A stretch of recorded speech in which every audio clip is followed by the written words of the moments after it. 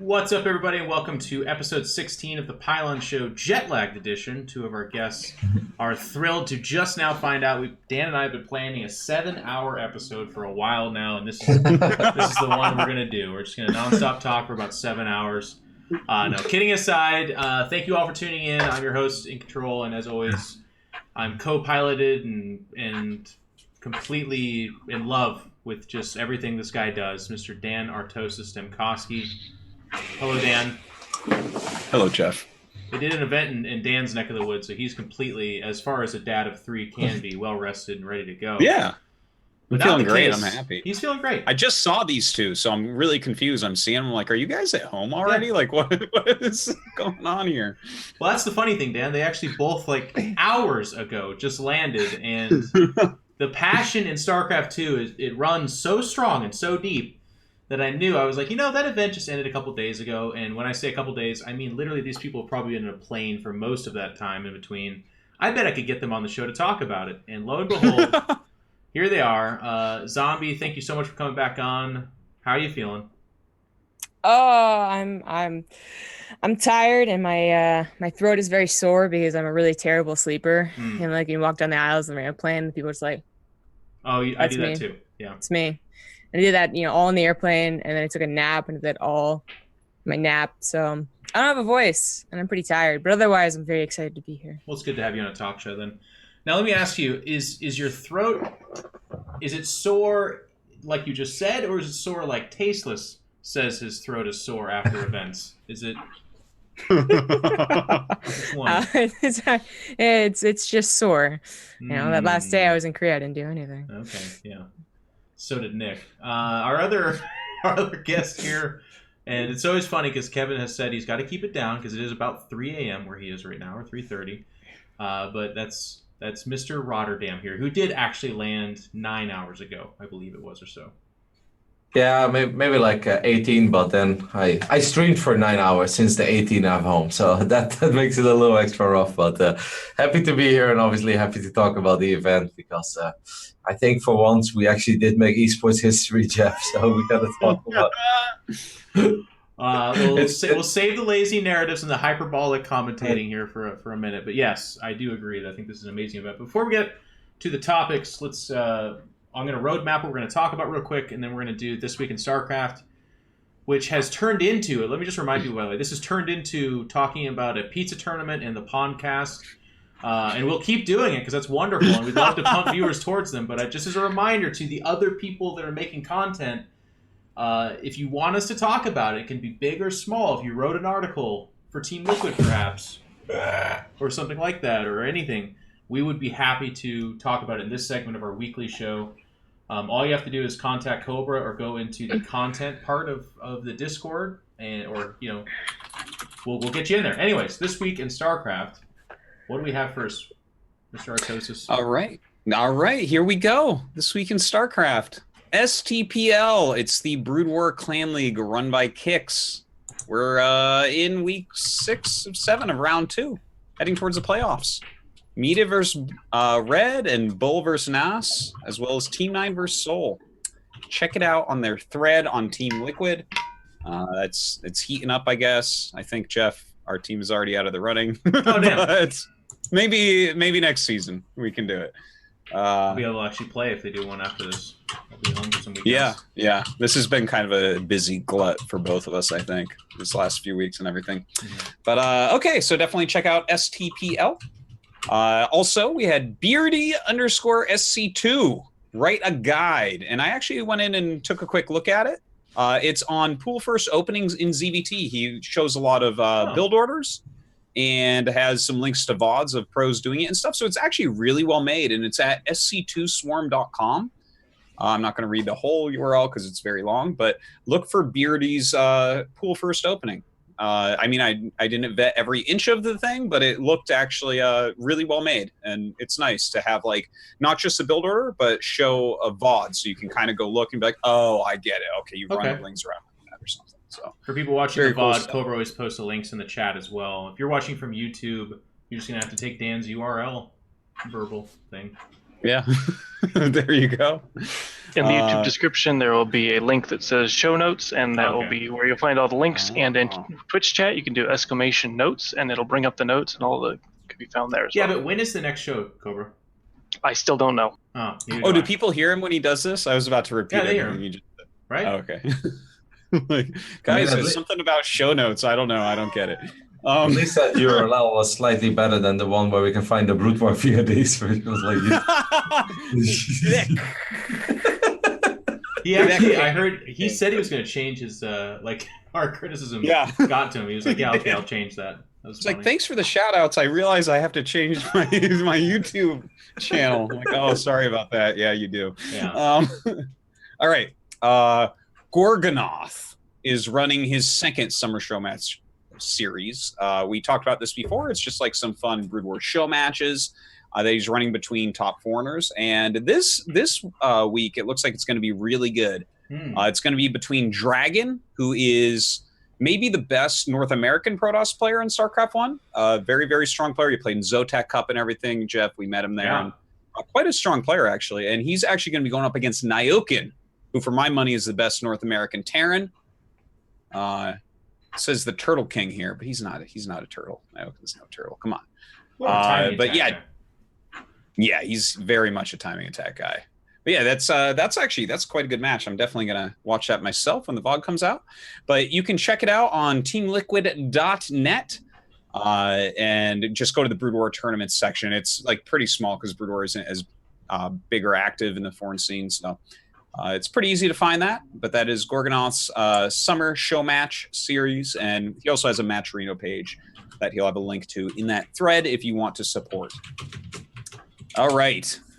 Once again, the most epic of tournaments. There it is.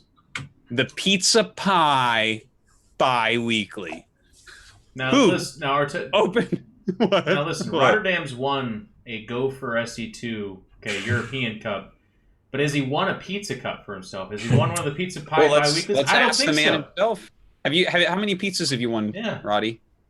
0, actually. Jesus. Well, you might want to join this because I know pizzas over in your neck of the woods are pretty expensive. The euro's too strong. Yeah, so this is open anyone who likes pizza. Oh, in the United States. I'm sorry, Roddy. You can't play. Oh, he's here in LA sometimes. He's in LA sometimes. Oh, God. Well, I mean, hopefully your cup winnings can pay for a pizza for you. But if you're in America, you can definitely play the Pizza Pie Bi-Weekly. You can sign up on Challenge, and because who doesn't like pizza? all-inspiration.challenge.com. Definitely check that out. My wife, Anna, she doesn't eat cheese at all, but she'll actually order a cheeseless and then put goat cheese on it because apparently that's not dairy-ish. So she has cheeseless. It's better. The lactose doesn't really bother. I'm assuming she's lactose intolerant, not allergic. It's just it's like a skin thing for her, the dairy part, I guess. Oh yeah. That does make sense. Yeah.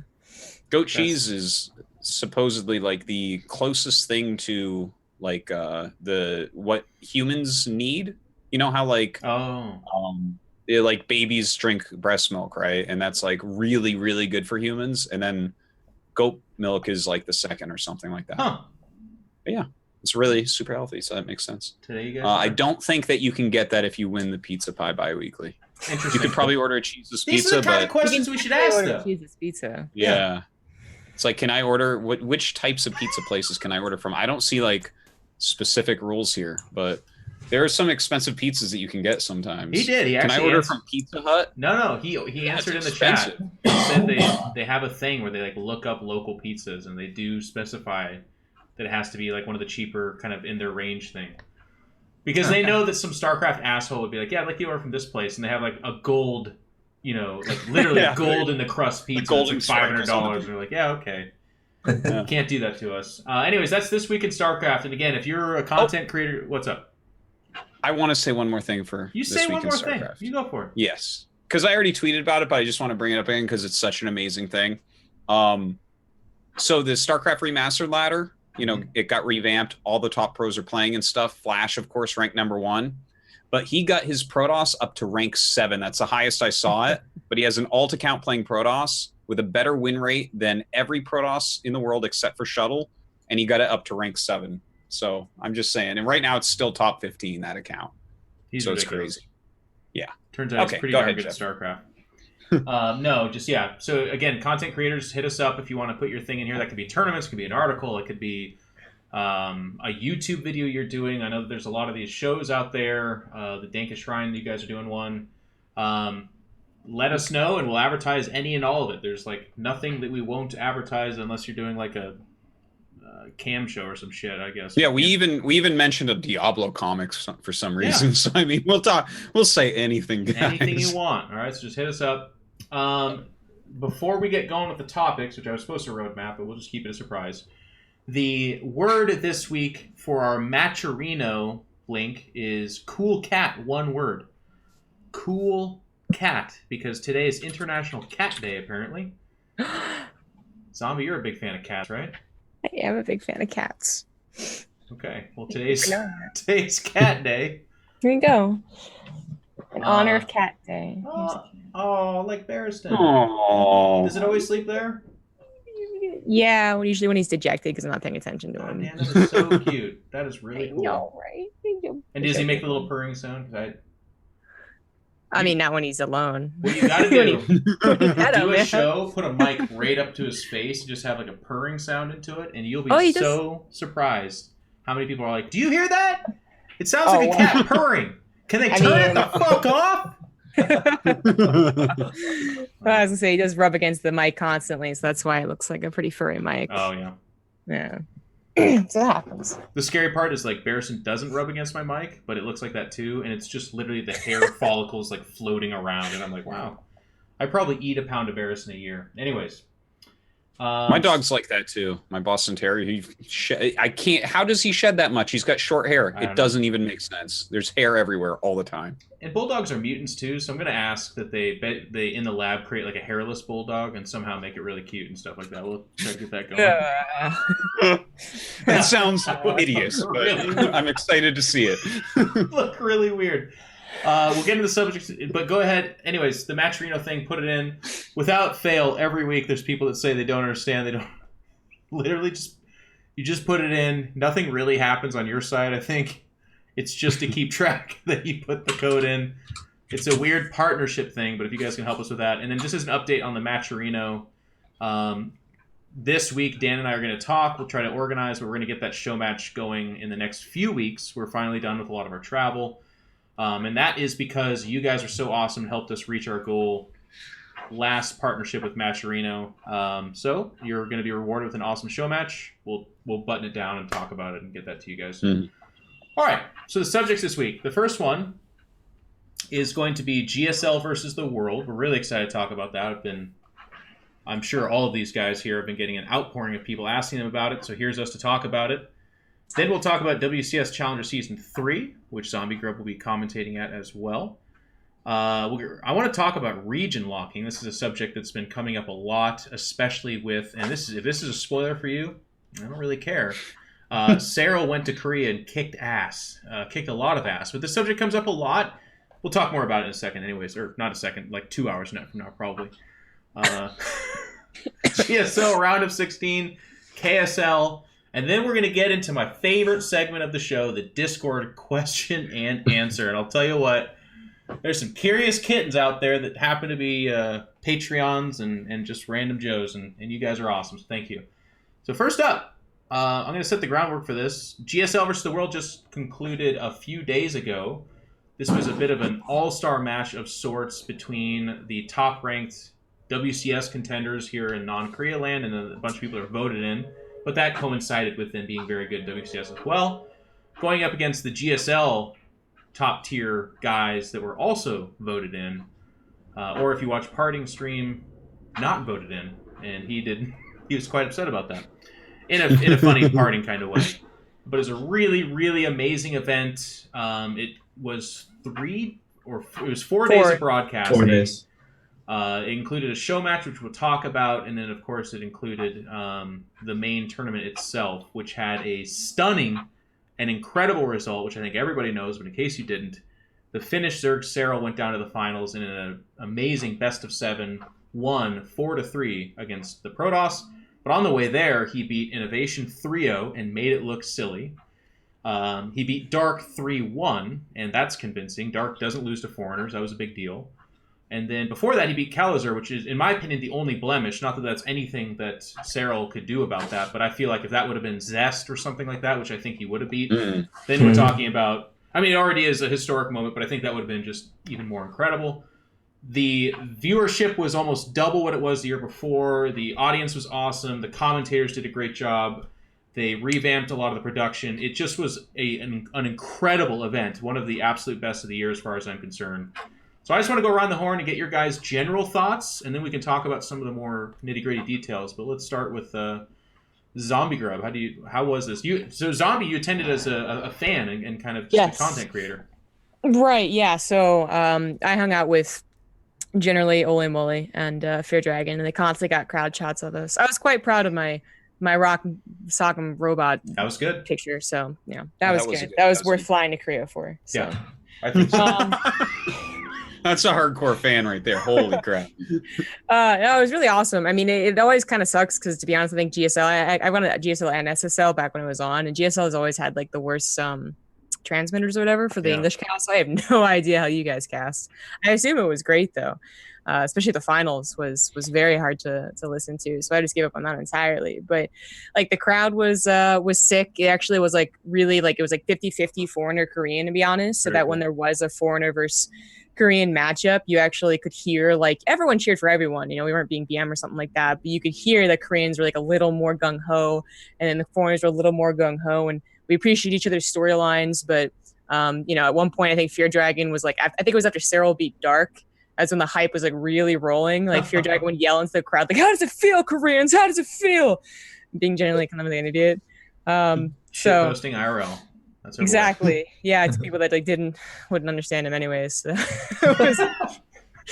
that was pretty cool. And then the finals was actually a sick setup. I know, like I suppose I heard that there was audio problems on the stream, but as far as the live, like actually I should say the finals. The actual show match that they had, I thought was a little awkward. I don't know if it kind of like Twitch chat could maybe agree, but oh my god, it killed my hype so often. Like I'd get like hype about like one match, like I don't know, when Innovation played or something like that, and then it'd be like a 10-minute break, right? Because they didn't have any way to have a multiple PC setup. So I mean, that was a little boring, and it lasted obviously a long time, and then they cut it short really awkwardly. Like I think their plan was to actually have every single person play, and instead they played till a team won, which I'm not sure was the intention. But I'm glad they did, because then the hype could really start with Serral versus Stats, which was that was no hiccups. That was rolling. That was cool. I had like a laser light show. So it was in general a really awesome experience. What about you, Kevin? This is your second year commentating. We've only had the event twice, but you were there as the WCS kind of commentator alongside Maynard. Good event, great event, the best event. Was it the best event ever? I don't want to go as far to say it was the best ever, but it's obviously a very, very memorable one. It always feels like you have to split it up in two parts, right? Because we have the studio part for 3 days, where I definitely felt things ran very well, very smoothly.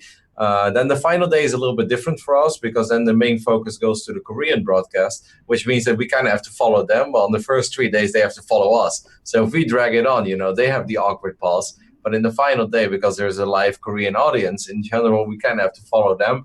And I think that made it a little bit hard sometimes to figure out how much time we had to talk, or when we could talk at all. Like, I think even Nick was a little bit confused from time to time. But overall, I really loved a lot of things that I already loved last year. When the banners in the studio just looked really good, right? The studio was beautiful. I think the flow of the games in the studio was really good. I mean, a couple of the games, like you said, Serral playing the way he did against Innovation was really cool. I was very impressed with some of the Koreans as well. Like the way that Dark played against Neep, in my mind, that was really going to be a lot closer. Now, obviously, I did think that Dark was the favorite, but I thought that would be really close. I was blown away by his performance. So I think a lot of that was cool. But yeah, like I said, it really felt almost like two events. We had 3 studio days, and that was awesome. But then that final day, what Jess said, I actually didn't really think about that. I don't know if I experienced that different if I'm working, but to me, the downtime in between those games didn't really feel that long.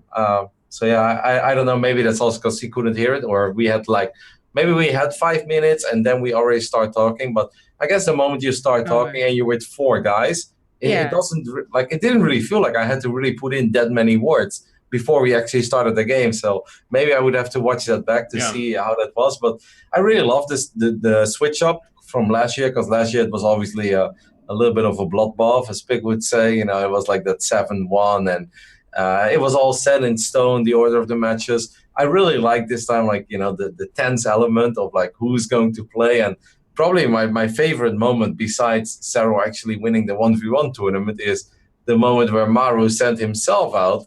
And you can just see Cyril sitting there, and he's like, "Oh, Maru? Does it mean I go?"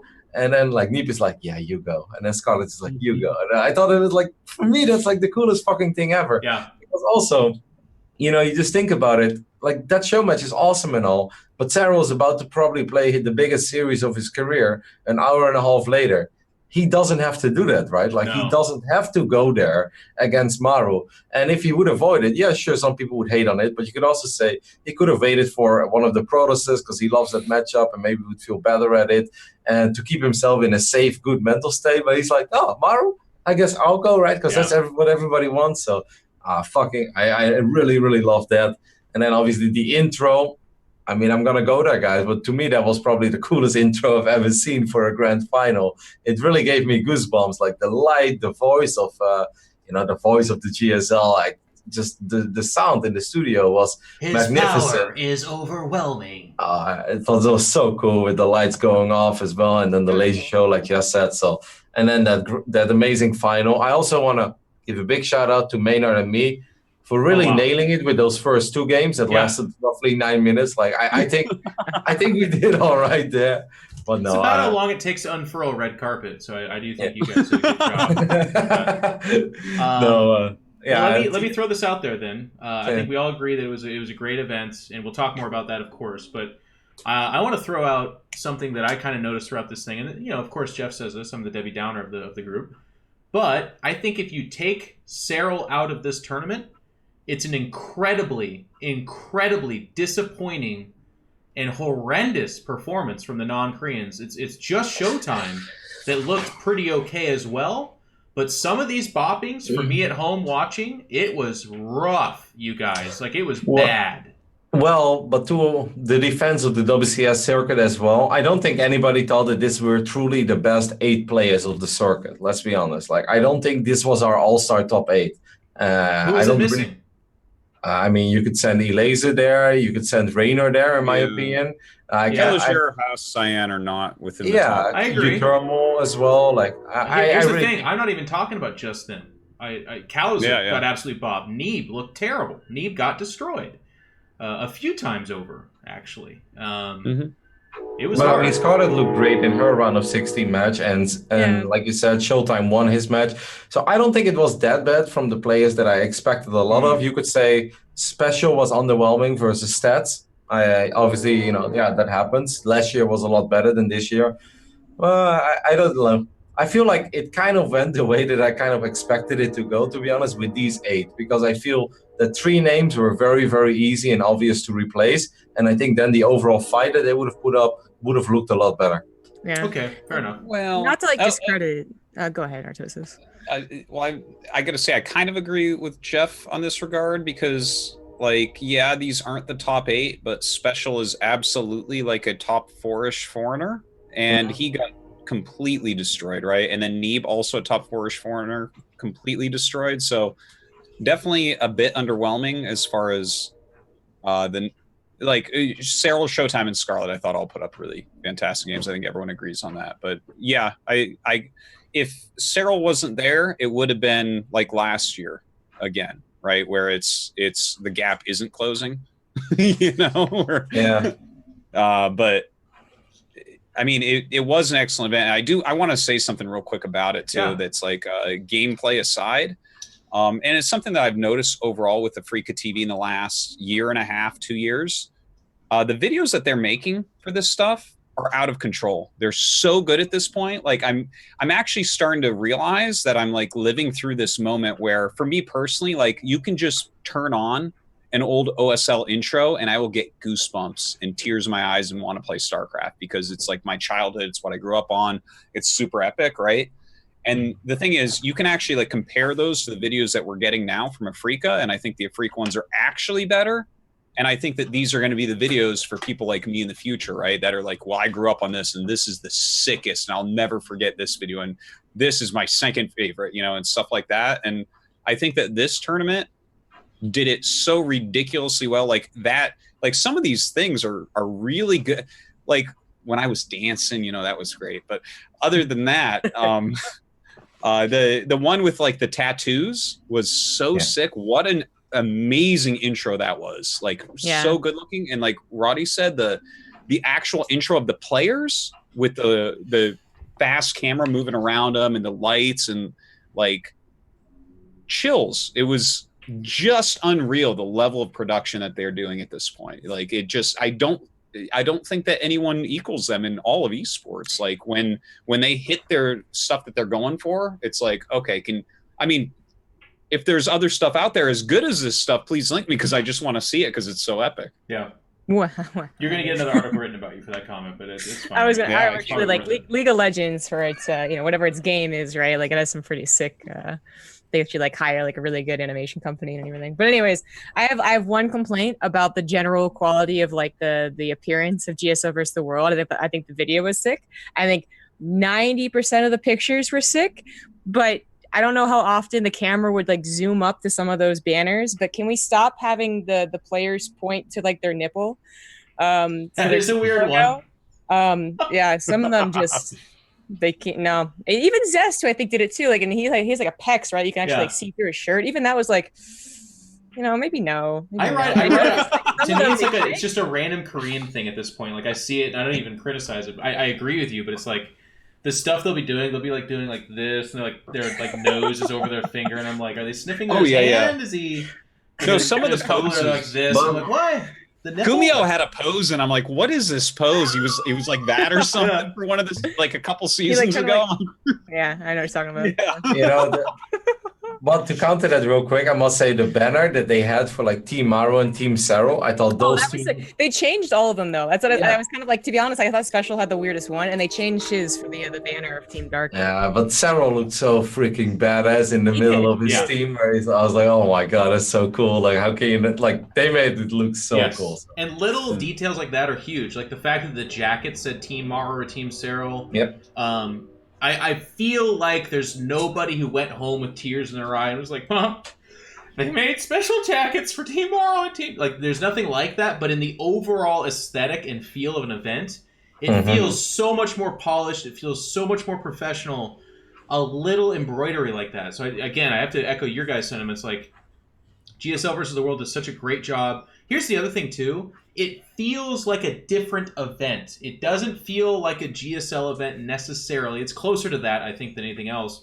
But it certainly doesn't feel like a WCS event. So it does feel like a standalone something different in the year. If it was just another IEM, just another WCS, or exactly a GSL, I think it wouldn't be appreciated for such a fun little separate event. So tip of the hat to the people involved. Like you said, Afrika, for ourselves... DJ Perplexer is out there spinning fucking discs and shit, making this stuff happen. He's one of the shadow masters that nobody knows about. And every time we say DJ Perplexer, I know the chat, all their eyes go glassy-eyed and they just kind of like blank out. But just know there's a really weird, kind of German, kind of French guy that works at Blizzard who just does some creepy, weird shit out there. But when he's not doing that, he's making a hell of an event for you guys. Yeah, I do think there's like a Reddit thread that was like this made me miss Pro League, and like, kind of whatever for the nostalgia, but like that, it was like, I think that was the feeling that does miss out on a lot of the single tournaments, the 1v1 tournaments, is that like, like everything gets coordinated together with the jackets, everything. You have people cheering for foreigners or Koreans. That's like the two teams, and it just looks like really nice production. And Pro League always had like the sickest production. I mean, Pro League had, players could choose their own song for their intros. I always thought was really sick. And I mean, maybe that's the next step. I don't know, but there it is. There's the thumbs up to the nipple. Oh shit, we can pause it. Sorry. And then special, that's. But yeah, yeah, it was sick. It was like Pro League, like the old days. Yeah, it's like it does have that kind of feel of what it's supposed to be, I think, which is an all-star match. And like I'm like kind of watching this intro as it's being done, and all the faces are. It's just like it's epic. It looks really so sick and so epic. I think I kind of agree, Zombie Grub, that maybe the team match could have been done a little bit better, and I'm not even sure exactly how, but it was still good. I still enjoyed it, but it like could have been a little bit better, maybe, right? Like quicker transitions or something. Well, yeah. I'm not sure exactly, but there's no shortening how much time players need to set up, because that was the thing, right? You couldn't have anyone set up beforehand because there was always all counter picks.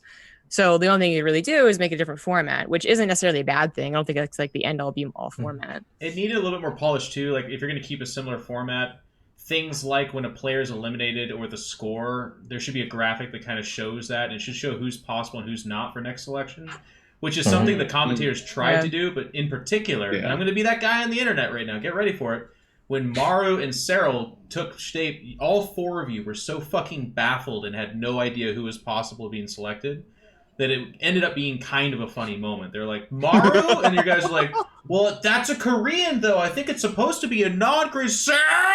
And then there was like, oh, yeah. You guys actually, like, you thought in the rules that it wasn't possible. Yeah. But then it definitely was, and it was happening. And it's not that big of a deal, but I'm just saying, like, a graphic, you guys completely understanding the format, and then us at home understanding the format would have made for a better, thing. Yeah. Because then it's cool, because then you see Maru and Cyril like, narrowing down. I think the graphic that they showed us originally was not correct or something. Yeah. Classic.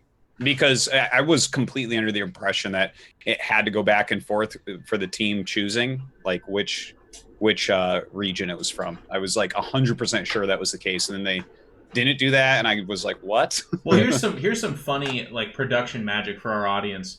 Maybe it actually was that, and you guys are completely right, but then the players are like kind of unhinged and just doing whatever the fuck they want. Yeah, well, not even whatever they want. They may be misunderstood. They make that selection. No ref's gonna run out there and be like, no, Cyril, no, Maru. no, guys, you guys can't play happening right now. Yeah. Like fucking Adrian comes lumbering out 20 feet tall. Like, no, everybody stop. Like, no, it's just gonna happen. And that's the kind of fun thing about this too, is that it does have that feel. Right now on stream is being shown.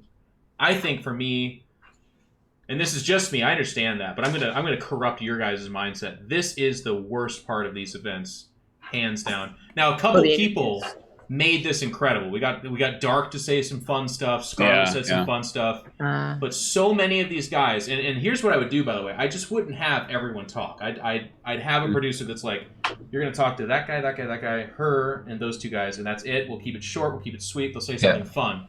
But when they put the mic in front of Cyan and Haz, and they're like triple translating, and then what comes out is like, I will play my best, and I shall win the game. And we're like, oh, okay. Yeah, I know. Yeah. And that I do agree with that part. Sorry, just real quick, but yeah, that actually felt like it took a very long time indeed when they went down like all 8 players of each team. And yeah, a couple of them were good, but the majority of them didn't really say much at all. That to me, that now that you guys are talking about it, that felt like it took a very long time. That's another thing that I'm pretty sure they weren't like they like got that cut off. Like they realized like it was going far too long, and they're like, it seemed like they're in the control room like, turn it off, it off. But it sucks because like this type of team format, like whatever people were saying, like, oh, shouldn't have been like this, whatever. Like you got 2 teams, pick one guy that is the funniest guy. And be like, hey, like do us a favor and actually make this kind of funny too. Like kind of prep the one single guy, and then that's fine. But only like 2 out of 7 or whatever people at the interview did something. And the funniest thing about this too is the juxtaposition, and this is something that again I think most people aren't sensitive about this, but because I'm like involved in production all day long, I can't help but to see anything else. But fucking Mr. Park is so goddamn charismatic that it takes like a superstar speaker to even look like they know what they're doing around him, but instead they cram that stage with the opposite, the most awkward and unsociable people you can find, and then he's like, and the guy's like, I like the map pool, and I've been playing a lot of Starcraft lately, and he'll just be like, oh, and then like the next question, it's just so weird because it's like Mr. Charisma with a bunch of children who are just like, can we fucking play Starcraft? I don't want to be talking right now. Yeah, there's almost always like a little, especially because he'll do that a lot during like GSL finals and stuff, and there's a lot of times like almost an awkward little giggle that comes out of the pros because they know. Yeah. It's like Park is up there and he's hyping it. He's like giving him a storyline. He's like giving it to him in a basket. It's wrapped up. It's so easy. And they're just like kind of giggling like, yeah, I mean, I'll do my best, you know? Yeah. It's like Caster Park. All right, but let's here's go ahead. One quick question for you guys. Okay, because I kind of agree too that part wasn't really that great. And you said like give it to the most charismatic person. And here's the thing, it is like an all-star show, and it's like, are we aiming? It reminds me of Nation Wars, right? Where it's like, are we aiming for the most fun? Are we aiming for the best possible games and stuff like that? Because Dark, I mean, yeah, he's a top guy, but like if you look at the top 8 non-Koreans, none of them are particularly awesome at giving like funny, witty banter. But I mean, you could go down and pick up Stefano or something, invite him, right? And he was the coach last year. That was awesome. Yeah. See, so maybe a coach spot, something like that. I'm not sure, but yeah. I think it's pretty easy to get like Noah Great and Parting to be the coaches. Oh, fucking Parting would be so good. Yeah. Yeah, Parting. Like oh my god. All right, let's move on to the finals. This was mega hype, and this is going to bring us into our Serral discussion. And maybe we'll even segue into the topic of region locking, and we'll change the order. But anyways, the finals, 4-3. Hype as absolute fuck. We saw a huge variety in builds. We saw huge tension. Yeah. This is the dream kind of finals. Non-Korean versus Korean. It goes the distance. And it's a Korean, again, winning over this. So I have a few questions, but I think we can just talk about the finals itself, obviously. But is this the greatest non-Korean achievement in StarCraft history? And yes, I'm talking about Gur winning the first Star League over there. All of it. Well, the thing is, all the StarCraft 1 victories, both of them, rather, Slayer and Gur, that was like in prehistory, right? We didn't have, like, replays didn't exist yet, and VODs didn't exist, and, while that stuff is all impressive, no one really knew how to play, and that's why they were so impressive, because they're very talented individuals. So again, it always goes back to this thing, like, you can justify whatever you want as the greatest thing, right, based on what you want to look at, but there's like, this has to be bigger than that, right? Like, as much as I respect and love what Slayer and Gur did, and it's amazing, there's a reason why it was never replicated until now, right? People got better, and the Koreans like way distanced themselves when the distance was much shorter back when they won. So for me, I look at that. Yeah, this is, I think before it was Neeb. And I mean, Scarlet had a few really amazing moments as well, but like, this is, he's something else that the other ones that no one else is, really. So we'll stay on the subject. I'm not going to cut off Jess and Roddy, but I want to just ask something. And this is more, again, me playing the host. It's not my question, but a lot of people have thought that maybe in Legacy of the Void right now has skill declined is because we're not getting new blood of top tier Koreans. Is this achievement less so? There's no teams. Can you guys speak to that at all? There are going to be people that and this is going to go into the region lock discussion, but there's people that believe that had StarCraft kept teams, it was the #1 esport, these players would be even further. Does that diminish this result, or do you guys look past that? That's not real. Okay. So I always hear this discussion of any sort, like whether it's like the Koreans and the teams, like, okay, they don't have their team house anymore, or it's I think there's actually like a big team Liquid thread that was like, are we currently like the highest skill or not? And then it's like, and like I think okay, here's my thoughts. Is that I think we are at the highest skill level, but maybe you could argue that if we did have team houses, that it would be even better than it was. I don't think you go up to a pro gamer in Korea and you're like, Zest, because you aren't training, are you worse than you were 3 years ago? I don't think he's like, yeah, I'm definitely worse, but luckily so is everyone else. Like, I think you go up to everyone, they're like, no, I'm definitely better than I was a year ago, 2 years ago, 3 years ago. And so I never understand people who are like, no, actually, just legitimately, skill is down. Like it's not as cool. It's not as good. I'm just like, I really don't understand people who are hardcore bottom line. It's not as good. So maybe someone else could be contrarian. Well, I can't be contrarian with that because the players are much better now than they used to be. So anyone who disagrees with that is an edgelord that doesn't know what they're talking about at all, because you have to be really quite bad at the game and really not understand anything to look at this play and say that this is worse than what we've seen before, because it simply is not true. And I'll put my life on the line for that one because I'm right and you're wrong, person who thinks that. Now, the more valid question here is whether or not people would be better if there were still teams. Right. Now, I think that there's a lot of interesting ways to look at it. Like, for instance, there's no question Jin Air is the best. Like, the Jin Air players are the best, right? Yeah, Cyril just won a tournament. That's awesome. That's huge. He's one of the best too. But Jin Air overall is dominating, and they have been for an entire year now.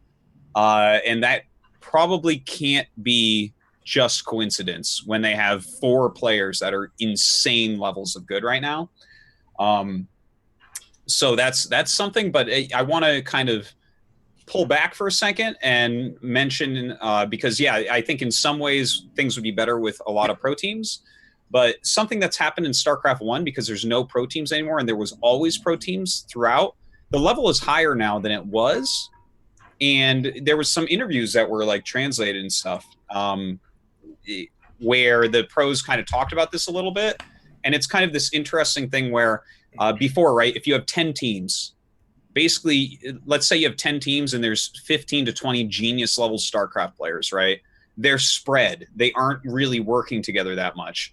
Right now in StarCraft 1, the metagame is shifting quicker than really I think it ever has, Jeff. I mean, you're still pretty active, so you've seen this where it's kind of insane. And a lot of the pros are kind of chalking it up to the fact that all the top players are talking and practicing now, instead of like, oh, these 2 teams have an alliance, so Flash will play with these other 2 geniuses. Right now it's like, oh, no, all the super talented, hardworking people that still love StarCraft 1 are playing. And so, right, you kind of get a bigger cross-pollination of ideas. Yeah. So I think that that's probably existent within StarCraft 2 as well, but that's just an idea that I have. Brood is interesting because it had higher walls, so like replays were almost black market paraphernalia. Like if you got a hold of another team's replays, you could actually be in trouble for owning those or leaking those. StarCraft 2 never had that culture, but I do agree with you in the sense that people are working together, which is interesting. But I also do agree with the idea, and I think I love what Jess said, because I think I would echo those sentiments now because it colors what I'm about to say. But I do feel like obviously if we had pro league level teams, the tightness and the level of play would be higher, but I feel like that does not take away at all from any of these accomplishments, because I really don't think we should spend too much time with the woulda, coulda, shoulda, because we could also do the thing where we're like, yeah, but I mean, if you took their brains out of their bodies and put them in cybernetic machines where their APM could be over 1 million, then why wouldn't they be better then too? And it's like, yeah, okay, I mean... So at some point we have to. And if we had as many players as Fortnite all grinding StarCraft all day, they'd be better too, because we'd find even more top end genius. And they're all 11 years old as well, so there's some huge talent out there. Roddy, we haven't heard from you a while. We don't have to talk about just this subject, but the finals. You were Mr. Cyril over there going into this event. You kind of carried that shield, and it ended up being really great. Talk about the Cyril accomplishment. We're getting asked a lot of things about this from the chat. Is it the biggest and best accomplishment ever, and what does this mean for the future? Yeah, for me it really is, and I also totally agree with what you guys just said. Like, obviously there is a universe where maybe players could be better than they currently are, but that doesn't take away the fact that they currently are better than they used to be. And my number one example of that always is as well that certain players that used to be winning are not winning anymore. And it's not because they got sick and tired of winning or they didn't want the money. Like, they're obviously still trying. It's just other people got even better than they used to be at a certain thing. And why would they also get magically worse if they're still trying? But yeah, the finals, to me, it was amazing. Like, I think games that really stood out is obviously, I think the Darkness Sanctuary game, that hold from Cyril Yeah, that was so amazing. what do I you- thought how do you- Gamepart was broken when that thing happened. I was like, why are there no Jones dying? How does that even happen? There's like an Archons and Zealots in the middle of 3 bases while he's sort of caught off guard by the first attack, and he's microing roaches everywhere and they come. And I was like, yeah, this is how it always goes. But then eventually that number goes from 2 to like 25 drones dead real quick.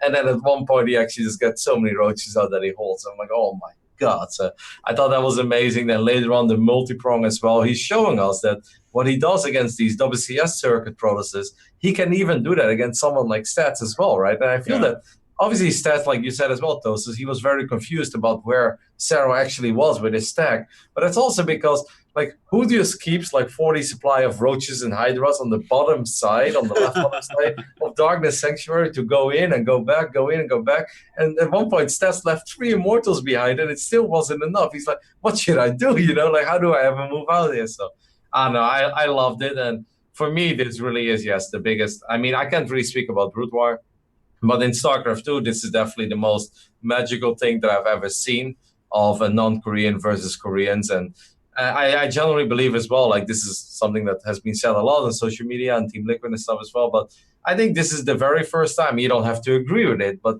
I think this is the very first time where you can say that a non-Korean player is actually the best StarCraft 2 player in the world. And he didn't win this tournament because of one good matchup or a favorable patch or because his race is really imbalanced. You don't have to agree with the statement, but you can absolutely make the case for it. And I kind of believe in that. And that is, for me, makes this victory extra special, because I actually believe that if you play this tournament 10 times, there's a good chance that Cero doesn't win it just once, but he could win it 3 or 4 times, you know, this exact tournament. And that shows that this wasn't a fluke, this wasn't luck. He's just that damn freaking good.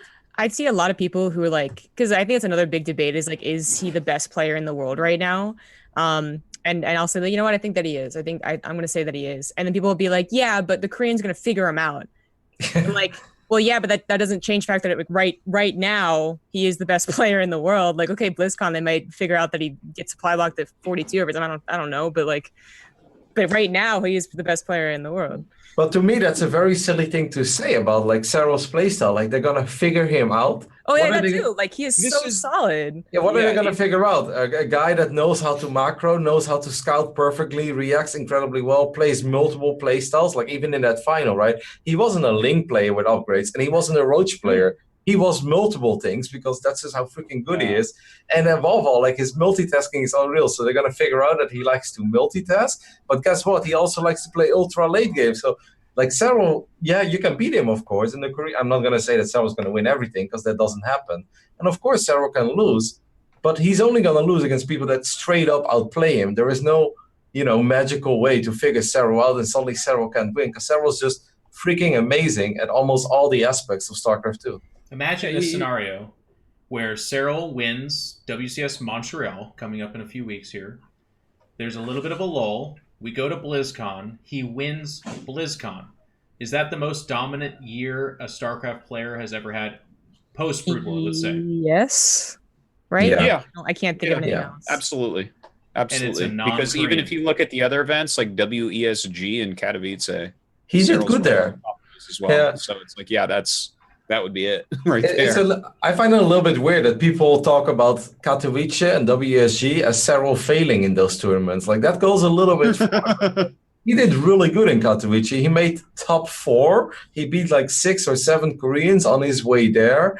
Of course, people only remember the way he lost. And yes, he lost in an ugly way back then against Classic. But this is what made this final for me a little bit extra as well, because if you think back of his series against Classic in Katowice, game 1 was that Zealot all-in that clearly caught him off guard, and I think it shook him up a little bit. Then game 2 was also an all-in kind of game, and then I really felt that Cero wasn't Cero anymore, because he's down 0-2, one more series. This time in this grand finals, he's also down 0-2, but then game 3 and 4, he just gives us those amazing macro games, and he doesn't just lose track of who he is, right? Like, suddenly, he doesn't do a weird all-in. No, he still believes in the fundamentals. So I think you can see that he grew. But even if, you know, let's say those series were close, not close, doesn't matter. Top 4 at Katowice is really freaking good. Like, there's so many good players there. And at WESG, he literally went 18-0. 18-0 in the tournament until he lost against Maru. And yes, Maru was the better player that day, but the game has changed a little bit ever since. You know, the Raven got nerfed, etc., etc. But Maru was clearly better in that series. That's fine and all. But Cyril put up a good fight. There were some very fun games, at least. The game on eSports was very long. But then he also went up beating Classic after that in a match that was worth $20,000. So those tournaments were not failures. Those were also good showings by Cyril. There's kind of this amazing thing that was shown too, and it's only a best of one, so you can't take it too far. But in Sue versus Maru, Sue is ahead legitimately in like 2 of the 3 games and had these really amazing moments that were really cool to showcase for Maru, where it was like the Zerg overextended just a little bit, like hit a planetary, you're off creep. The fight was kind of good, but then it swings wildly in the other way. And then Maru has that composition to lock it out, and the game's ended. So it was like this really cool series because Sue put up that fight, but then lost. The same thing happened in that best of one between Maru and Cyril, where Cyril overextended just a little bit, got his army wiped, but then was actually able to, unlike Sue, come back from that and kind of recalibrate and then end up winning the game. And it was this weird moment where, again, and there's going to be someone who's like, Jeff, technically there were 7 more drones and Cyril had a 2K bank versus 1.8. I know. All right, there's slight differences, but it's cool seeing a player like Sue who like set the record for second place GSLs, but just GSL finalists, right? Like that's an amazing accomplishment. One of the best Zergs in the world for the last 3 years. Cyril on the same level, but doing something even better and kind of showing the result for that. I'm just blown away that we live in an era, because I remember when we talked about Stefano. I remember when we talked about Idra, and it's not the same, you guys. I'm sorry. It really is not the same. Stefano had some amazing moments. It was really cool when Jadon came from Brewer to StarCraft 2. It was like, it's Stefano that I'm going to model my play after. Like, these are goosebumpy, cool moments, and Stefano had amazing accomplishments, but he was not what Cyril is right now. He was not. He won tournaments, but he was never considered the best. He never dominated. He did not do that. He beat players and got in top, he got higher. It looked better because more non-Koreans sucked way harder. It was like just Stefano doing that back then. Idra as well. Very good, but even back then, when Idra looked good, he looked great. When he looked bad, he looked terrible. And MC made him look terrible a lot. And also, just to touch on that real quick, if you compare Zerg versus Protoss of 2011 Wings of Liberty to Zerg versus Protoss 2018 Legacy of the Void, I was like, what are we playing right now? Like, come on, those are 2 completely different games, right? Because Wings back then, I honestly felt sometimes it came down to like a 3 or 4 step plan for the Zerg of let's get up to Infested Broodlord and kind of win the game. You know, that's just what the matchup was for a pretty freaking long time. And if you see what it takes right now, I mean, you just look at 16-bit, right, where Stats also played a freaking amazing game, and it's so back and forth. Like, the game is a million times more dynamic, and I think that's why it's so much more impressive as well. Yeah, it's a much higher skill ceiling to do the things you need to do to win a game, and everyone got better anyways. And just to really quickly touch upon what you said, Roddy, about people like they're going to figure out Cyril. Those are the same stupid people who think that, like, these are just people that don't understand. So I'm glad you're watching, people in the chat that are thinking that someone's going to figure out Cyril. The thing about Cyril is he plays correctly, okay? And you can play StarCraft however you want, but, like, this is what you want to go towards, right? It's like if you look at StarCraft 1, you look at Flash, like, yeah, that's what you want to work towards, okay? You want to work towards the way Cyril plays in StarCraft 2 because it has the least holes and it's just solid. So anyways, yeah, it's amazing. And you can't take it away. It's it happened. Oh my God. 20 years later, it happened. So absolutely incredible finals. I believe you guys can watch the VODs on GSL. I think that was the channel that was used for this. Yeah. There's highlights all over YouTube. It's everywhere. It's a really fun, awesome event. But we're going to segue this into, and I am going to take us to the subject of region locking, because this did stir up. If you go to the power ranking thread on Team Liquid, there's a large discussion there. Cyril's success at GSL versus the World stirred up a lot of talk about this. Now, I do want to preface this by saying when I say a lot of talk about this, I'm not talking about thousands of people. The community is split in half. This is of the hardcore majority, and then of that hardcore majority, it's a small percentage of them. But I do think it's an interesting topic to have because we have had the WCS system for a while now. Koreans have been region locked for several years, I believe, and we can now kind of look back on it and talk about it and its effects that it's had on the scene. I'm only going to preface it with one more thing, and I'm going to throw it to you guys. But a lot of people are citing the recent example and situation of non-Koreans being able to compete in the GSL. They can qualify. They can take round of 32. We've got a couple in the round of 16, thankfully. However, Koreans are not allowed, unless they take up residency, to leave the GSL system and go play in a WCS NA or EU. And a lot of people look at that as unfair and an imbalance. And then they talk about the effects that's having. Some people, of course, are hyperbolic and take it to incredible levels of saying it's killing the scene. You're not seeing new Koreans. They're making less money. There's no teams that'll send them around. It's really hurt the scene that way. And then a lot of people just look at it at face value and say it's just not fair. Koreans can't do something that non-Koreans can. What do you guys think about this subject? I mean, the one thing that I do agree with is that I personally, this is my own opinion, I don't think it's totally fair that non-Koreans can play in the GSL, but the GSL players or the Koreans in general cannot play in the WCS circuit events, because then it's pretty clear that one region is region locked and the other one is open to everybody, and only certain players cannot go to the other region. Like on paper, that just looks wrong. The sad thing is that it's a really hard fix, because it's actually good for the GSL when non-Koreans do go over to Korea and compete in it, because people love watching it. People get more excited over it. Even if those non-Koreans do end up losing, people still find it cool. So you don't really do the GSL or the Korean scene a favor by excluding, the players from the rest of the world. The only thing that I feel like would be really awesome is, I spoke about this earlier today on my stream by coincidence, is that there's something like the old school Code A, which is actually region locked, right? Like something that at least has, I understand it's all about money in the end of the day, and it's not easy, like let's throw away a couple million again and let's run a little bit for like the lesser known guys and not the Code S guys. But it would be really cool if there was something to support like the guys that maybe don't make it in GSL Code S, or like, to give some motive for new up and coming Korean players, because they don't only have to break into their own scene. Now they also have to beat some of the best players from the other parts of the world to even start making money in the game, right? And that's just very, very tough. So that's the one thing that I don't like about the system, but there is not an easy fix, like I said, because excluding the non-Koreans from GSL is not a good thing for GSL. Yeah. Dan?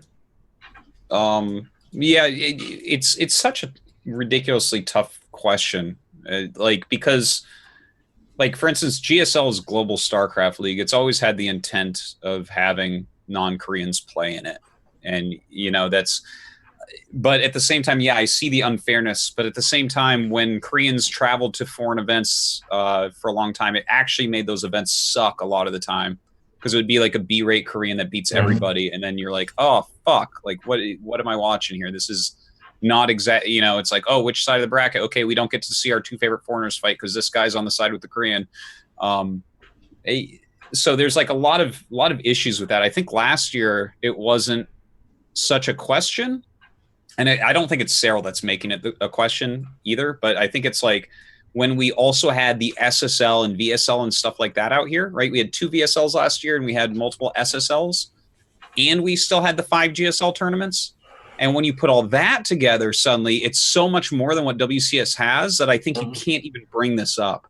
This year, though, it's 2 super tournaments, which is top 16, and 3 Code S's, top 32, right? So when you look at that, it's like, okay, you got 5, but there's 4 WCS events, right? And then everything else is shared and the foreigners can play in everything. Suddenly this year, the foreigners kind of have it better. Mm-hmm.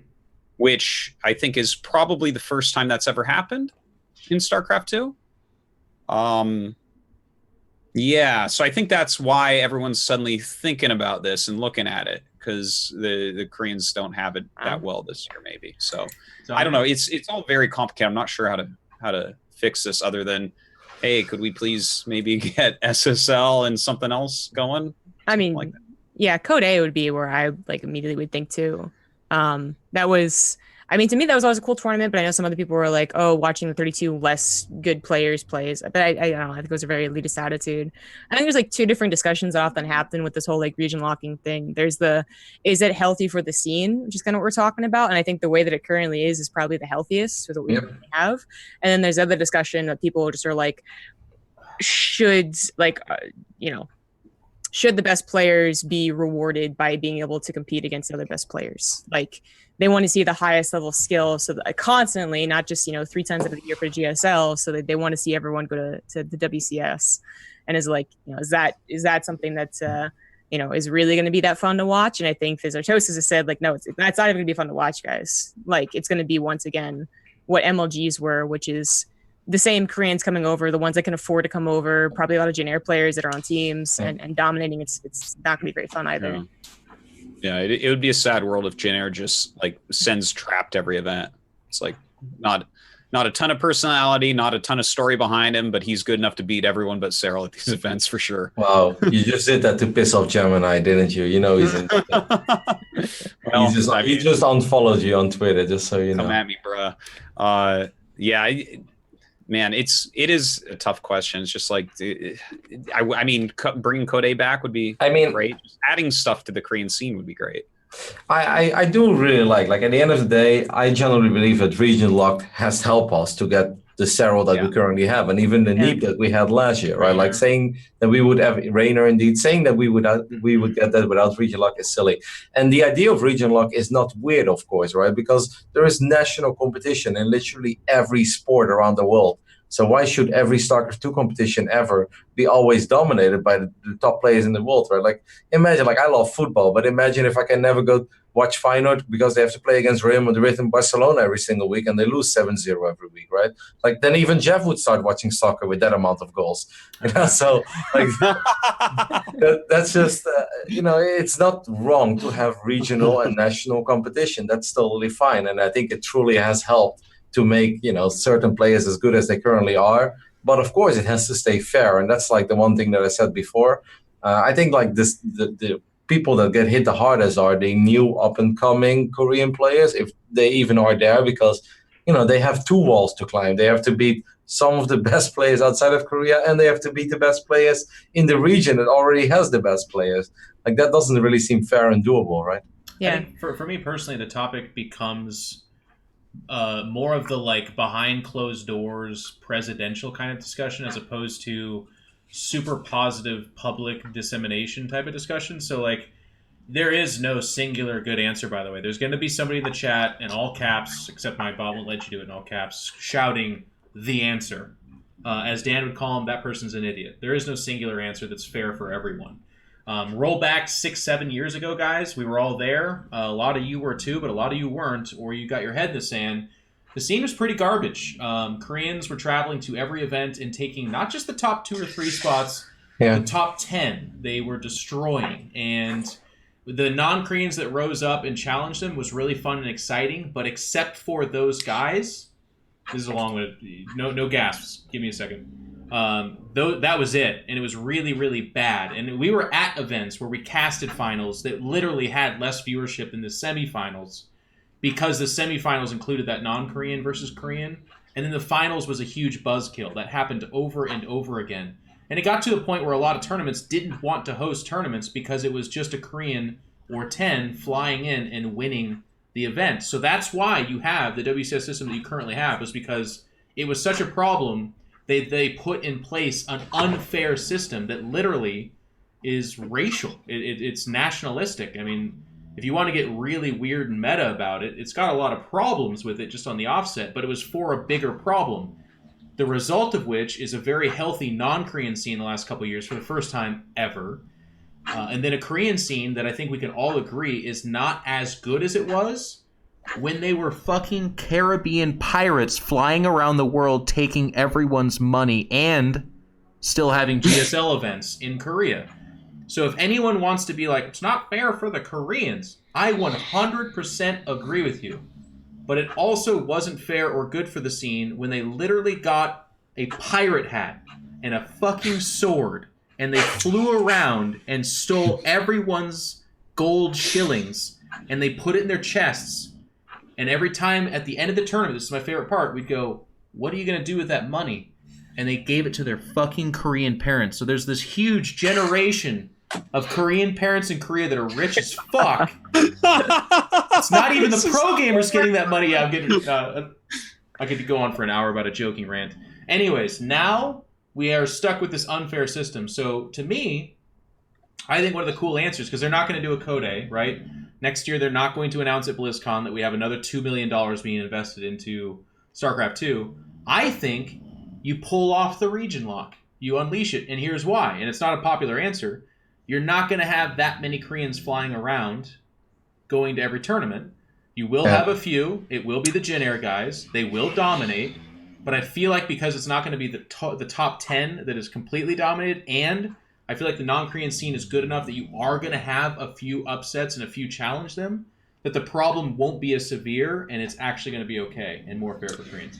It's like what Dan said before. I do really agree with that. And I think that was the biggest problem in the 2013, 2014 days, is that the Koreans that were flying over, they were not like the really sexy, attractive Koreans that we actually wanted to see. We didn't get like rain, flash, and party. We got MC and stuff. Come on now. Yeah, no, we got a couple. But a lot of those DreamHacks, they were won by guys that would always lose in the round of 32. Impact, patience. Yeah, and then it's like, okay, you're looking at a champion that is like, what is he really the champion of, right? He's the champion of willing to travel from Korea to Sweden to participate in this event. That's what he was the champion of, right? Like, you didn't actually have, and that's why, like, in a weird way, like, you know, I obviously like the region lock because I rather find out indeed who is the best player outside of Korea, because then at least he is the champion of being the best outside of Korea, rather than, you know, who was actually willing to make the freaking trip out of the 32 guys that could have won this tournament. And he also knew very well that there were 10 Koreans that would have always beat him in that tournament. And that's what made those tournaments so weird. You were watching a tournament where winning it didn't really mean anything at one point. Yeah.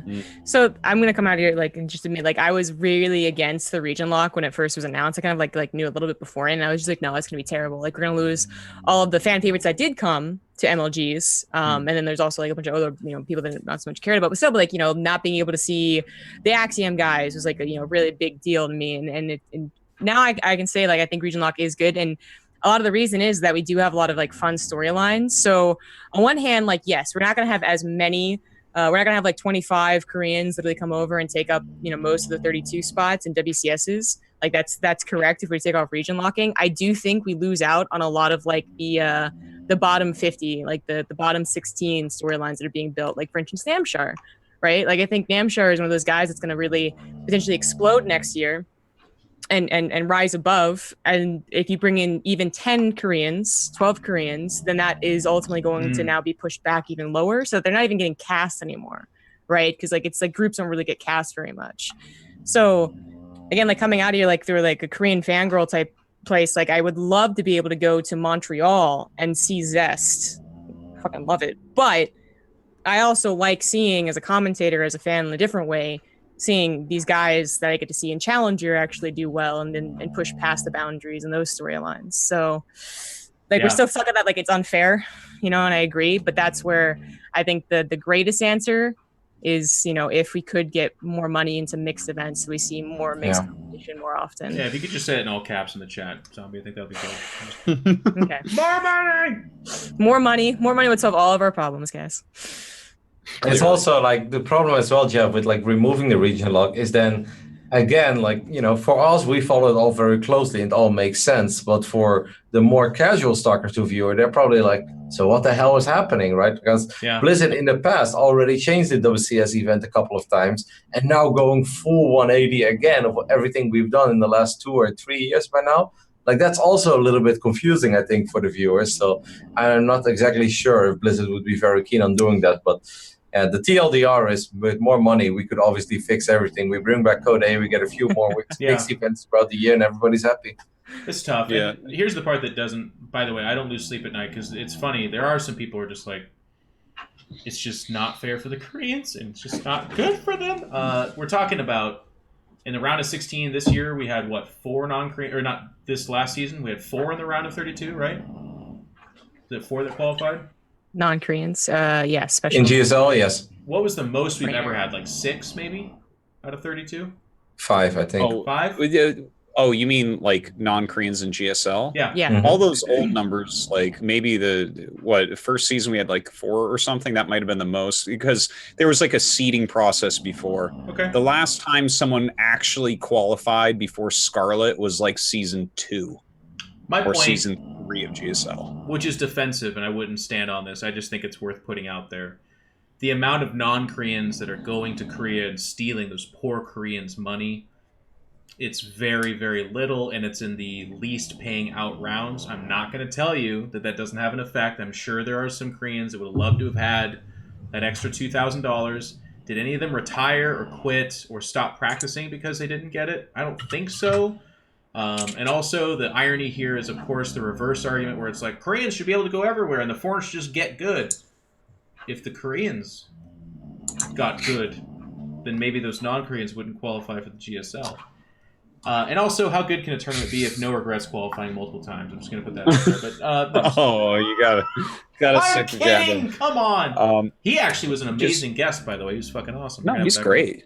He's great. Look, what WCS has done for the foreigners cannot be understated. I think that we have built some crazy awesome storylines and crazy awesome skill in the non-Korean scene, and those 4 events must remain region locked.